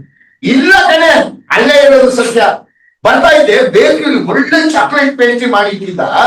ದೇವರ ಪ್ರಾರ್ಥನೆ ಮಾಡಿದೆ, ಸ್ವಾಮಿ ಸ್ವಾಮಿ, ಆ ಬೇಕರಿ ಮುಂದೆ ನನ್ ಕಾರ್ನ ನಿಲ್ಸೋದಕ್ಕೆ ಸ್ಥಳ ಸಿಕ್ಕಿದ್ರೆ ಈ ಪೇಸ್ಟ್ರಿನ ತಕೊಂಡ್ ತಿನ್ನೋದು ನಿಶ್ಚಿತ ಅಂತ ಪ್ರಾರ್ಥನೆ ಮಾಡುದು ಅಂತ ಹೇಳ್ತೀನಿ. 10 ರೋಡ್ ಬಂದಾಗ ಜಾಗ ಸಿಕ್ತದೆ, ಸಿಕ್ಕದೆ ಏನು? 10 ರೋಡ್ ಹೋದಂತೆ 10 ರೋಡ್ ಸಿಗ್ತದೆ, ಸಿಕ್ಕದೆ ಏನು? ಬಂದ್ಬಿಟ್ಲ ಅಂತ. ಇದು ನಮ್ ವಿಲ್ ಪವರ್. ನಾವೇನ್ ಮಾಡ್ತೇವೆ, ದೇವರ ವಾಕ್ಯ ನಮ್ಮ ಅನುಕೂಲವಾದ ವಾಕ್ಯವನ್ನು ಹುಡುಕೊಟ್ಟು ಈ ದೇವರು ಮಾತಾಡ್ದ ಅಂತೀರಿ. ನನ್ ಪ್ರಶ್ನೆ ಏನಂದ್ರೆ, ಪವಿತ್ರ ಆತ್ಮನು ನಿಮ್ಮಲ್ಲಿದ್ದಾನೆ, ಕನಸು ದರ್ಶನಗಳ ಮೂಲಕ ಮಾತನಾಡೋರು ಅನ್ನೋದಾದ್ರೆ ಪವಿತ್ರ ಆತ್ಮನು ಈ ದಿವಸಗಳಲ್ಲಿ ಯಾವ ರೀತಿಯಲ್ಲಿ ಮಾತನಾಡ್ತಾನೆ? ಓದ್ರಿ, ರೋಮಾಪುರದವರಿಗೆ ಬರೆದ ಪತ್ರಿಕೆ 9ನೇ ಅಧ್ಯಾಯ 1ನೇ ವಚನ. ರೋಮಾಪುರ 9:1. ನನಗೆ ಮಹಾ ದುಃಖವು ನನ್ನ ಹೃದಯದಲ್ಲಿ ಎಡಬಿಡದೆ ವೇದನೆಯು ಉಂಟು. ಈ ಮಾತನ್ನು ಸುಳ್ಳಾಡದೆ ಕ್ರಿಸ್ತನ ಮುಂದೆ ಸತ್ಯವಾಗಿ ಹೇಳುತ್ತೇನೆ, ಪವಿತ್ರಾತ್ಮ ದಿನವಾಗಿರುವ ನನ್ನ ಮನಸ್ಸೇ ಸಾಕ್ಷಿ. ಪವಿತ್ರ ಆತ್ಮ ದೀನವಾದ ಮನಸ್ಸು, ಪವಿತ್ರ ಆತ್ಮನು ನಿಮ್ಮಲ್ಲಿದ್ದಾನೆ. ನಿಮ್ಮಲ್ಲಿರುವಾಗ ಆತನು ಹೇಗ್ ಮಾತಾಡ್ತಾನೆ? ನಿಮ್ಮ ಮನಸ್ಸಾಕ್ಷಿಯ ಮೂಲಕ. ರೋಮಾಪುರದವರಿಗೆ ಬರೆದ ಪತ್ರಿಕೆ 8ನೇ ಅಧ್ಯಾಯ, ರೋಮಾಪುರದವರಿಗೆ ಬರೆದ ಪತ್ರಿಕೆ 8ನೇ ಅಧ್ಯಾಯ 4ನೇ ವಚನ. ಹೀಗಿರಲು ಶರೀರ ಭಾವಕ್ಕೆ ಅನುಸಾರವಾಗಿ ನಡೆಯದೆ ಪವಿತ್ರಾತ್ಮಾನುಸಾರವಾಗಿ ನಡೆಯುವವರಾದ 2 ತರ ಮನಸ್ಸಿದೆ ಅಂತ ನಮ್ಮಲ್ಲಿ 2 ತರ ಮನಸ್ಸಿದೆ. ಒಂದು ಶರೀರಾಧೀನ ಮನಸ್ಸು, ಇನ್ನೊಂದು ಪವಿತ್ರ ಆತ್ಮಾಧೀನವಾದ ಮನಸ್ಸು. ಪವಿತ್ರ ಆತ್ಮನಿ ಏನ್ ಮಾಡ್ತಾನೆ? ನಿಮ್ಮಲ್ಲಿದ್ದಾನೆ. ನಿಮ್ಮಲ್ಲಿದ್ದು ಏನ್ ಮಾತಾಡ್ತಾನೆ ನಿಮ್ಗೆ? ನನ್ನ ಸ್ನೇಹಿತ ಒಬ್ಬ ಶಿಷ್ಯ ಇದ್ದಾನೆ, ಪವಿತ್ರಾತ್ಮ ಬಗ್ಗೆ ಮಾತಾಡ್ತಾ ಇದ್ದೆ. ಓಡ್ಬಂದ, ಸಿಕ್ಕಾಪಟ್ಟೆ ಎಕ್ಸ್ಪೀರಿಯನ್ಸ್ ಇದೆ ಪವಿತ್ರಾತ್ಮ ಬಗ್ಗೆ ಅಂತ. ಎಲ್ಲ 2-3 ತಿಂಗಳಾಯ್ತು ರಚನೆ ಒಂದು ಇವನಿಗೆ ಬಂತು ಇಷ್ಟೊಂದು ಎಕ್ಸ್ಪೀರಿಯನ್ಸ್. ಮೋಸ್ಟ್ಲಿ ತಟ್ಟ ಗ್ರೂಪ್ ಸೇರ್ಕೊಂಡವನೇ ಅನ್ಬಿಟ್ಟು ಕೇಳಿದೆ, ಏನಾಯ್ತು ಏನು? ಅಣ್ಣ ಮನೇಲಿ ಯಾರು ಇರೋದ ಅಣ್ಣ, ಎಲ್ಲ ಹೋಗ್ತಾರೆ ಕೆಲ್ಸಕ್ಕೆ. ಅಣ್ಣ ನೀರಿಗೆ ಕೆಲಸ ಸಿಕ್ಕಿಲ್ಲ, ಒಳ್ಳೆದಾಯ್ತು ಬಿಡು ಒಂದೇ. ಏನಾಗ್ತದೆ ಅಲ್ಲ, ನನ್ನ ಹೆಸರು ಕರೀತದೆ ಅಣ್ಣ ಅಂತ. ಏನ ಇನ್ನೊಂದ್ಸಲ ಹೇಳು ಒಂದೆ, ನನ್ನ ಹೆಸರು ಕರೀತದೆ ಅಣ್ಣ ಅಂತ. ಯಾರು ಒಂದೇ? ಪವಿತ್ರಾತ್ಮ ಅಣ್ಣ. ಇನ್ನೇನಾದ್ರು ಆಗ್ತದ? ಇನ್ನೂ ಇದೆ ಅಣ್ಣ. ಆ ಕಡೆ ಈ ಕಡೆ ಹೋಗ್ತಾ ಬಂದ್ರೆ ತಲೆ ಮೇಲೆ ಕಟ್ಸ್ತದೆ ಅಣ್ಣ. ಬಾಯಿಲಿ ಮೊಣಕಾಲೂರು ಯಾಕಣ್ಣ ಅಂತ. ಮೊಣಕಾಲೂರು ಇಲ್ಲಿ ಮೊಣಕಾಲೂರು. ಸ್ವಾಮಿ, ನನ್ನ ಮನೆಯಲ್ಲಿ ದುರಾತ್ಮ ಸೇರ್ಕೊಂಡಿದ್ದೆ, ದಯಮಾಡಿ ಹೋಗಲಾಡಿಸು, ನಾನು ನಿನ್ ಮಗನಲ್ವ ಅಂತ ಕೇಳ್ಬಿಟ್ಟು. ಅಣ್ಣ ಏನಣ್ಣ ಇದು ದೇವರಾತ್ಮ ದುರಾತ್ಮ ಅಂತ ಹೇಳ್ಬಿಟ್ಟು, ನೀನ್ ಪ್ರಾರ್ಥನೆ ಮಾಡೋ ಆಮೇಲೆ ಬಂದ್ ಹೇಳ್ಬೋದು ನನ್ಗೆ ಅಂತ ಕಳಿಸು. ಒಟ್ಟು ಇನ್ನೊಂದು ಯಾವ ಮೀಟಿಂಗ್ ಬಂದು ಇದು ಕೂತಿದ್ದಾನೆ, 500 ಜನ ಇದ್ದಾರೆ, ಕಾಣಿಸ್ತಾನೆ ಇವನಿಗೆ. ಈ ಗಿರಾಕಿ ಬಂದವನಿಗೆ ಏನ್ ಹಿಡ್ಕೊಂಡ್ ಬಂದ ಗೊತ್ತಿಲ್ಲ ಅಂತ ಸುಮ್ಮನೆ ಕೂತಿದ್ದೆ. ಮೆಸೇಜ್ ಆಯ್ತು, ಕೂತಿದ್ದೆ. ಓಡೋಲ್ಲ ಅಣ್ಣ, ಏನು ಇನ್ನೂ ಎಕ್ಸ್ಪೀರಿಯನ್ಸ್ ಇದೆ ಅಣ್ಣ. ಹೌದಣ್ಣ, ನೀವ್ ಹೇಳಿದ್ರೆ ಸರಿ ಅಣ್ಣ. ಏನ್ ಸರಿ ಅಣ್ಣ? ಅಣ್ಣ ಹೋಗ್ಬಿಟ್ಟು ಆ ಪ್ರಾರ್ಥನೆ ಮಾಡಿದ್ರೆ ತಲೆ ಮೇಲೆ ತಟ್ಟೋನು ಇಲ್ಲ, ಹೆಸರು ಕರೀತಿಲ್ಲ. ಈ ದಿವಸ ನಮ್ಮಲ್ಲಿ ಅನೇಕ ಇಂಥ ಗಿರಾಕಿಗಳು ಇದ್ದಿದ್ದಾರೆ. ಪವಿತ್ರ ಆತ್ಮನು ನನಗೆ ಕನ್ಸಲ್ ಮಾತಾಡ್ದ, ಆ ಶರೀರವಾಣಿ ಮಾತಾಡ್ಕೊ ಅಂತ ಹೇಳ್ತಾರೆ. ಪವಿತ್ರ ಆತ್ಮ ಇರೋದೇ ಇಲ್ಲಿ ನಿಮ್ಮಲ್ಲಿ. ನಿಮ್ಮಲ್ಲಿದ್ದಾಗ ಪವಿತ್ರ ಆತ್ಮನು ಆ ಶರೀರವಾಣಿಯಲ್ಲಿ ಮಾತನಾಡ್ಬೇಕಾದ್ರೆ ಏನ್ ಮಾಡ್ಬೇಕು? ಅವನು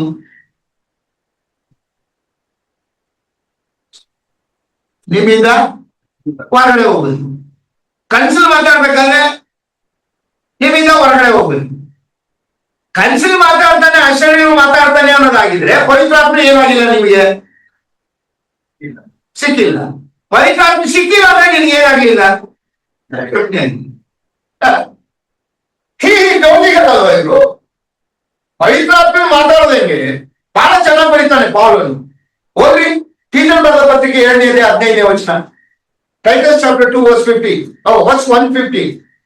Titus chapter 1 verse 15.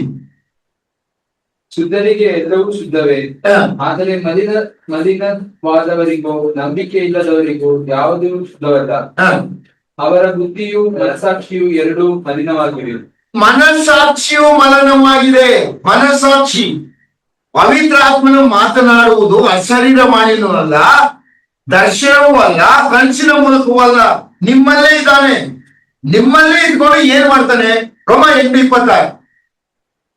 ರೋಮ 8:26. ಹಾಗೆ ಪವಿತ್ರಾತ್ಮನು ಸಹ ನಮ್ಮ ಅಶಕ್ತಿಯನ್ನು ನೋಡಿ ಸಹಾಯ ಮಾಡುತ್ತಾನೆ. ಹೇಗೆಂದರೆ ನಾವು ತಕ್ಕ ಪ್ರಕಾರ ಏನು ಬೇಡಿಕೊಳ್ಳಬೇಕು ನಮಗೆ ಗೊತ್ತಿಲ್ಲದ್ರಿಂದ ಪವಿತ್ರಾತ್ಮನು ತಾನೇ ಮಾತಿಲ್ಲದ ನರಳುವಿಕೆಯ ಮೂಲಕ ನಮಗೋಸ್ಕರ ಬೇಡಿಕೊಳ್ಳುತ್ತಾನೆ.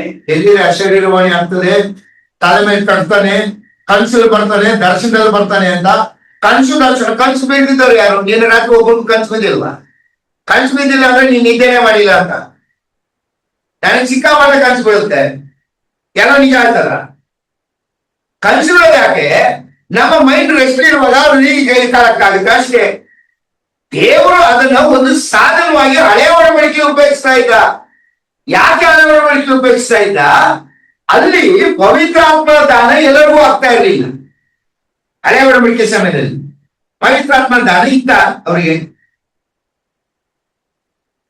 ಹಳೆ ಒಡಂಬಡಿಕೆ ಸಮಯದ ಜನರಿಗೆ ಪವಿತ್ರಾತ್ಮನ ದಾನ ಇತ್ತ. ಕೆಲವು ವ್ಯಕ್ತಿಗಳಿಗೆ ಕೆಲವು ವಿಶೇಷ ಕಾರ್ಯಕ್ಕೆ ಪವಿತ್ರಾತ್ಮ ದಾನ ಆಗ್ತಿತ್ತು. ಆ ಕಾರ್ಯ ಹೋದ್ಮೇಲೆ ಬಿಟ್ಟು ಹೋಗ್ತಾ ಇತ್ತು. ಹೋದ್ರಿ ನ್ಯಾಯಸ್ಥಾಪಕರ 13:25 ಬೇಗ ಹೋದ್ರೆ ಟೈಮ್ ಆಗೋಯ್ತು. ನ್ಯಾಯಸ್ಥಾಪಕರ 13:25.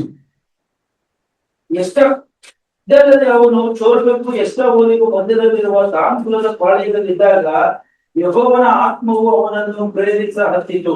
ಸಂಸೋನನು ದೇವರು ಅವನನ್ನ ಇಸ್ರಾಯೇಲನ ಫಿಲಿಸ್ತೀಯರನ್ನು ರಕ್ಷಣೆ ಮಾಡಲಿಕ್ಕೆ ಅವನಿಗೆ ಪವಿತ್ರ ಆತ್ಮ ದಾನ, ಯೆಹೋವನ ಆತ್ಮ ಅಂದ್ರೆ ಪವಿತ್ರ ಆತ್ಮ ದಾನ ಆಯ್ತು. ಅವನು ಭಯಂಕರ ಪಾಪದಲ್ಲಿ ಬಿದ್ದುಬಿಟ್ಟ. ಪಾಪದಲ್ಲಿ ಬಿದ್ದಾಗ ಏನಾಯ್ತು? ಪವಿತ್ರ ಬಿಟ್ಟು ಹೋದ. ಹೋದ್ರಿ ನ್ಯಾಯಸ್ಥಾಪಕರ 16:20. ನ್ಯಾಯಸ್ಥಾಪಕರ 16:20. ಸಂಸೋನನೇ ಫಿಲಿಷ್ಟಿಯರು ಬಂದಿದ್ದಾರೆಂದು ಕೂಗಲು ಅವನು ಎಚ್ಚರದ ಮುಂಚಿನಂತೆ ಈಗಲೂ ತೊಸರಿಕೊಂಡು ಹೋಗುವೆನು ಅಂದುಕೊಂಡನು. ಆದ್ರೆ ಯೆಹೋವನು ತನ್ನನ್ನು ಬಿಟ್ಟು ಹೋಗಿದ್ದ. ಯೆಹೋವನ ಆತ್ಮವನ್ನು ಬಿಟ್ಟು ಹೋಗಿತ್ತು. ಹೋಗ್ಲಿ. 1 ಸಮುವೇಲ 16ನೇ ಅಧ್ಯಾಯ 13-14. 1 ಸಮುವೇಲ 16 13-14. ಇವನೇ ಎಂದು ಆಜ್ಞಾಪಿಸಲು ಸೊಲೊಮೋನನು ಎಣ್ಣೆಯ ಕೋಪವನ್ನು ತೆಗೆದುಕೊಂಡು ಅವನನ್ನು ಅವನ ಸಹೋದರರ ಮಧ್ಯದಲ್ಲಿ ಅಭಿಷೇಕಿಸಿದನು. ಕೂಡಲೇ ಯೆಹೋವನ ಆತ್ಮವು ದಾವೀದನ ಮೇಲೆ ಬಂದು ನೆಲೆಗೊಂಡಿತು. ಅನಂತರ ಸಮುವೇಲನು ರಾಮಕ್ಕೆ ಹೊರಟು ಹೋದನು. ಯೆಹೋವನ ಆತ್ಮವು ಸೌಲನನ್ನು ಬಿಟ್ಟು ಹೋಯಿತು. ಯೆಹೋವನು ಕಳುಹಿಸಿದ ದುರಾತ್ಮವು ಬಂದು ಅವನನ್ನು ಪೀಡಿಸುತ್ತಿದ್ದ. ನೋಡ್ರಿ, ಸೌಲನ ಅರಸನಾಗಿದ್ದ, ಅರಸತನ ಮಾಡ್ಲಿಕ್ಕೆ ದೇವರ ಆತ್ಮವನ್ನು ಕೊಡಲ್ಪಟ್ಟಿದ್ದು. ಅವನ ಅರಸತನ ಕಿತ್ತಿದ್ದೆ ದಾವೀದನ ಅರಸನಾದ, ಅವನಿಗೆ ಪವಿತ್ರಾತ್ಮ ದಾನ ಆಯಿತು. ಅವನ ಕೆಲಸ ಮೇಲೆ ಬಿಟ್ಟು ಹೋಗ್ಬಿಡ್ತಿದ್ದ ಪವಿತ್ರಾತ್ಮನು. ಕೆಲವು ವ್ಯಕ್ತಿಗಳಿಗೆ ವಿಶೇಷ ಕಾರ್ಯಕ್ಕೆ ಪವಿತ್ರಾತ್ಮ ದಾನ ಆಗ್ತಿತ್ತು. ಎಲ್ಲರಿಗೂ ದಾನ ಆಗದೆ ಇರುವುದರಿಂದ ದೇವರು ಏನ್ ಮಾಡ್ತಾ ಇದ್ದ? ಕನಸುಗಳ ಮೂಲಕ, ದರ್ಶನ ಮೂಲಕ ಮಾತನಾಡ್ತಾ ಇದ್ದ. ಈಗ ಹಂಗಲ್ವಲ್ಲ. ಈಗ ಪವಿತ್ರಾತ್ಮ ನಮ್ಮಲ್ಲಿ ಇದ್ದಾನಲ್ವಾ? ಯಾರಲ್ಲಿ ಇದ್ದಾನೆ?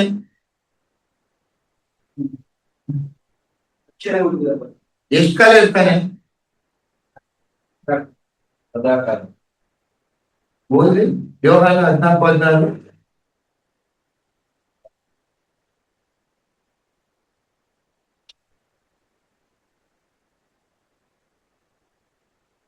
ಆಗ ನಾನು ತಂದೆಯನ್ನು ಕೇಳಿಕೊಳ್ಳುತ್ತೇನೆ, ಆತನು ನಿಮಗೆ ಬೇರೊಬ್ಬ ಸಹಾಯಕನನ್ನು ಸದಾಕಾಲ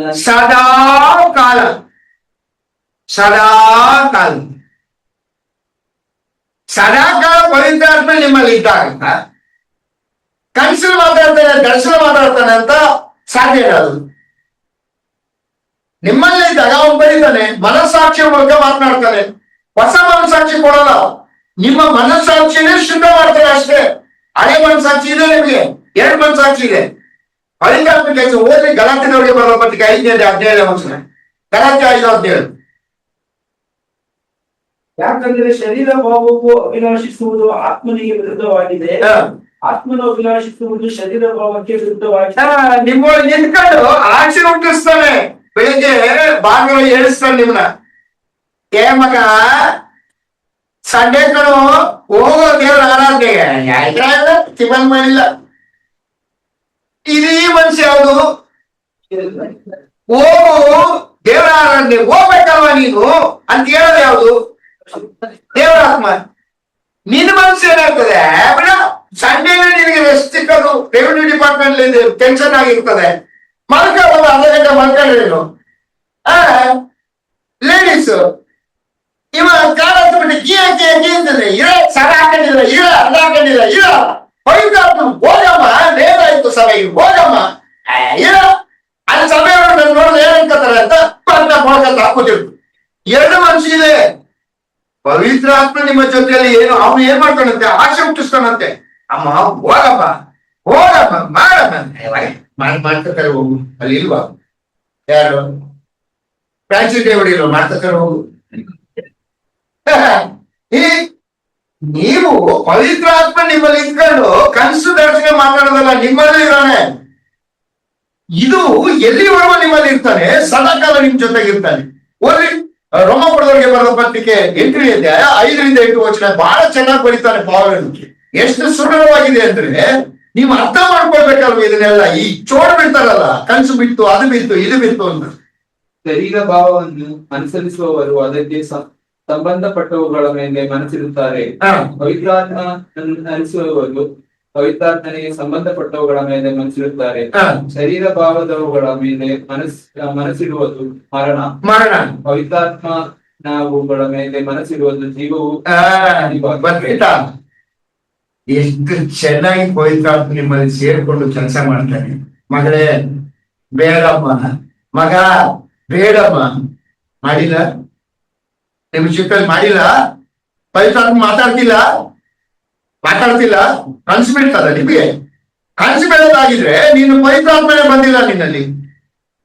ಪವಿತ್ರಾತ್ಮನು ಏನ್ ಹೇಳ್ತಾನೆ ಪೌಲನು? ನಿಮ್ಮಲ್ಲಿದ್ದಾನೆ. ನಿಮ್ಮಲ್ಲಿ ಏನ್ ಮಾತಾಡ್ತಾನೆ ಅವನು? ನಿಮ್ಮ ಮನಸ್ಸಾಕ್ಷಿ ಮೂಲಕ ನಿಮ್ಮನ್ನ ಒತ್ತಡ ಮಾಡ್ತಾನೆ. ಬೇಡ ಮಗಳೇ, ಮಗನೇ ಬೇಡ, ಪಾಪ ಅದು ಮಾಡ್ಬೇಡ. ಮನಸ್ಸಾಕ್ಷಿ ಏನ್ ಹೇಳ್ತದೆ? ನಮ್ಮ ಶರೀರದಿನ ಆಸೆ, ಪರವಾಗಿಲ್ಲ ಬಿಡು, ಯಾರು ಗೊತ್ತಾಗುತ್ತೆ, ಮಾಡ್ಬಿಡು, ಪರವಾಗಿಲ್ಲ, ಮಾಡುದು ಪರವಾಗಿಲ್ಲ. ಇದೆರಡರ ನಡುವೆ ನಮಗೆ ಹೋರಾಟ ಇರ್ತದೆ. ಪವಿತ್ರಾತ್ಮನ ಕೆಲಸನೇ ಅದು. ನಿನ್ನ ಜೊತೆಯಲ್ಲಿ ಮಾತನಾಡುವುದು ಈ ರೀತಿಯಲ್ಲಿ. ಆದರೆ ಸಂಕಟ ಕಾಲದಲ್ಲಿ ಪವಿತ್ರಾತ್ಮ ದಾನ ಇರೋದು ಅವರಿಗೆ. ಮತ್ತೆ ಸಂಕಟ ಕಾಲದೊಳಗೆ ಹಳೆ ಒಡಂಬಡಿಕೆ ಸಮಯದ ರೀತಿಯಲ್ಲಿ ಪವಿತ್ರಾತ್ಮನ ಕಾರ್ಯ ಇದೆ, ಪವಿತ್ರಾತ್ಮ ದಾನ ಇಲ್ಲ. ಯಾರಿಗೆ ಮಾತ್ರ ಈ ಆಶೀರ್ವಾದ? ಪವಿತ್ರಾತ್ಮ ನಿಮ್ಮ ಜೊತೆಯಲ್ಲಿರುವುದು ಯಾರಿಗೆ ಮಾತ್ರ ಭಾಗ್ಯ?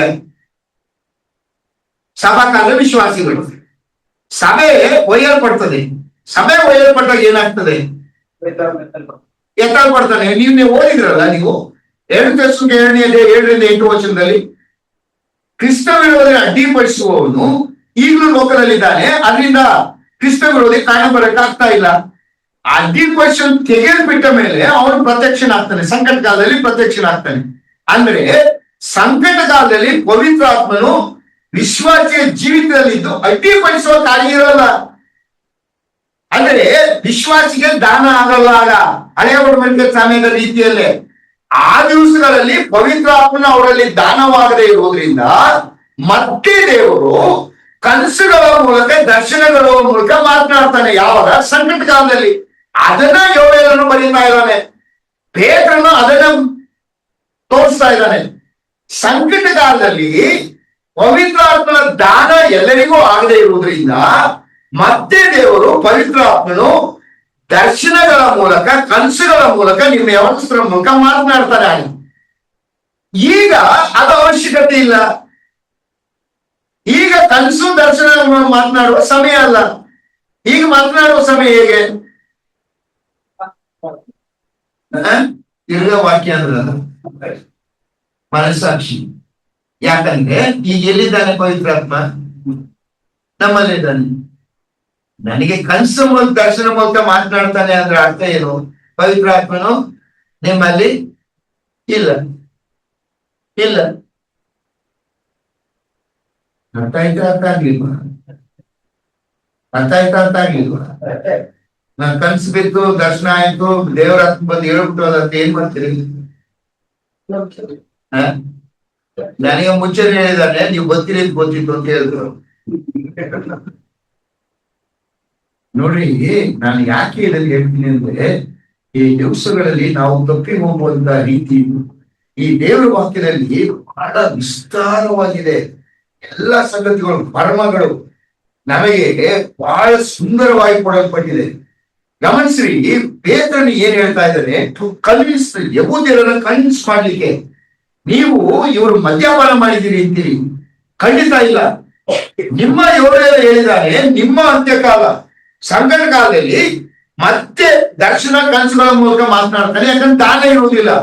ನಮಗಾದರೂ ನಮಗೆ ದಾನ ಆಗ್ತದೆ, ನಿಮ್ಮಲ್ಲೇ ಇರ್ತಾನೆ ಅಂತ ಹೇಳಿದ್ದಾನೆ. ಅದಾಗಿದೆ ನಮಗೆ, ಅದನ್ನ ನಾವು ಒಪ್ಪಿಕೊಳ್ತಾರೆ.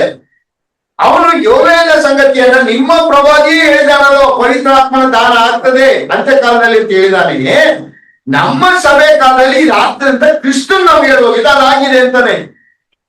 ಇದನ್ನ ತಗೊಂಡು ಬಿಟ್ಟು ನೀವು ಆ ಸಂಕಟಕಾಲ ಅಂತ್ಯಕಾಲಕ್ಕೆ ಇದನ್ನ ರೆಫರ್ ಮಾಡ್ಕೊಂಡು ಆ ಸಮಯದಲ್ಲಿ ಪವಿತ್ರಾತ್ಮನ ದಾನ ಇರುವುದಿಲ್ಲ. ಹಳೆ ಒಡಂಬಡಿಕೆ ಯಾವ ರೀತಿಯಲ್ಲಿ ಕೆಲವರಿಗೆ ಮಾತ್ರ ಆಶೀರ್ವಾದ ಇತ್ತು, ದೇವರು ಅದಕ್ಕೆ ಏನ್ ಮಾಡ್ತಾ ಇದ್ದ? ಪ್ರವಾದಿಗಳ ಮೂಲಕ, ಕನಸುಗಳು, ದರ್ಶನಗಳ ಮೂಲಕ ಮಾತನಾಡ್ತಾ ಇದ್ದ. ಸೇಮ್ ಸಂಗತಿ ಮತ್ತೆ ರಿಪೀಟ್ ಆಗ್ತದೆ. ಯಾಕಂದ್ರೆ ಸಭೆಗೆ ಮಾತ್ರ ಪವಿತ್ರಾತ್ಮನು ನಮ್ಮ ಜೊತೆಯಲ್ಲಿ ಇದ್ದು ನಮ್ಮ ನಡೆಸ್ಕೊಂಡು ಹೋಗಿ ಸತ್ಯದಲ್ಲಿ ಸೇರಿಸ್ತಾನೆ. ಎಲ್ಲಿವರೆಗೆ? ಕ್ರಿಸ್ತನಿಗೆ ವಧುವಾಗಿ ನಮ್ಮನ್ನು ಸೇರಿಸುವವರೆಗೂ ನಮ್ಮ ಜೊತೆಯಲ್ಲಿದ್ದು ನಡೆಸ್ತಾನೆ. ಪವಿತ್ರಾತ್ಮನು ನಮ್ಮನ್ನು ಬಿಟ್ಟು ಹೋಗ್ತಾನ, ಪಾಪ ಮಾಡಿದ್ರೆ ಅದು ದೊಡ್ಡ ಮೆಸೇಜ್. ಮುಂದೆ ಸಲ ನೆನಪು ಮಾಡಿ, ಎಫೆಸ 4:30 ಓದ್ಬಿಡಿ, ನಾನು ಮಾತು ತಿಳಿಸ್ತೀನಿ. ಎಫೆಸ 4:30.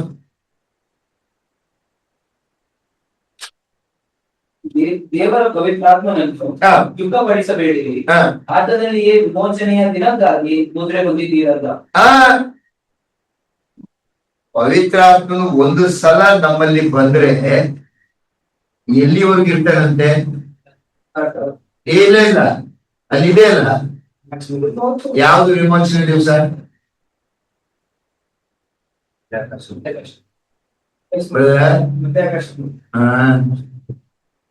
ಕ್ರಿಸ್ತನು ಬಂದು ತನ್ನ ಸಭೆಯನ್ನು ಕೊಂಡೊಯ್ಯುವವರೆಗೂ ಪರಿಶುದ್ಧಾತ್ಮನು ಸಭೆಯಲ್ಲಿ ಭದ್ರವಾಗಿರ್ತಾನೆ.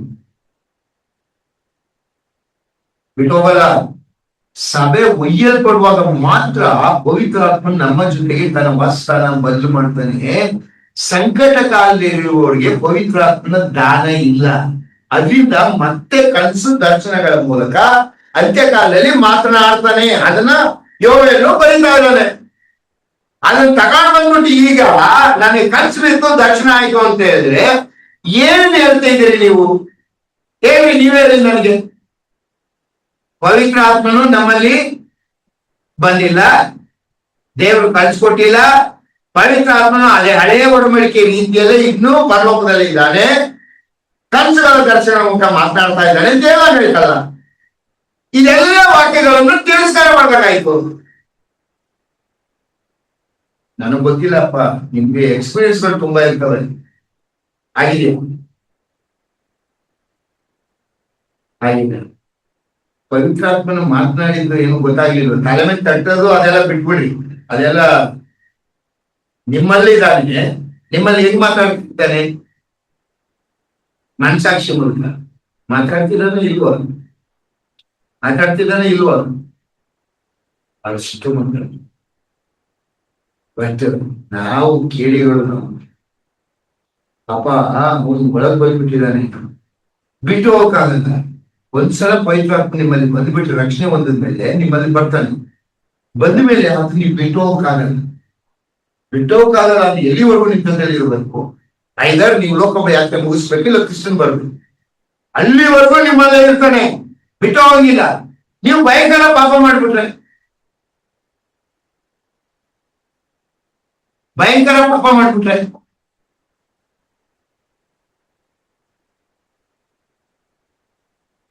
ನಂಬದ್ಮೇಲೆ ಪಾಪ ಮಾಡ್ದಿರೋರು ಯಾರಿದ್ದೀರಿ ಇಲ್ಲಿ? ಯೇಸುಸ್ವಾಮಿ ನಂಬದ್ಮೇಲೆ ಒಂದೇ ಒಂದು ಪಾಪ ಮಾಡ್ದಿರೋರು ಯಾರಿದ್ದೀರಿ? ನರ ಕೈ ಇದ್ದಂಗಾಯ್ತು.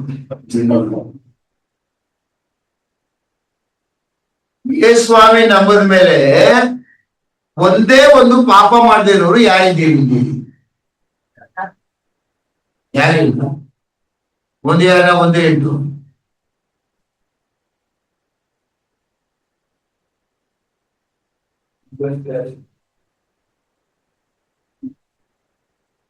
ನಮ್ಮಲ್ಲಿ ಪಾಪವಿಲ್ಲವೆಂದು ನಾವು ಹೇಳಿದರೆ ನಮ್ಮನ್ನು ನಾವೇ ಮೋಸಪಡಿಸಿಕೊಳ್ಳುತ್ತೇವೆ ಮತ್ತು ಸತ್ಯವೆಂಬುದು ನಮ್ಮಲ್ಲಿಲ್ಲ.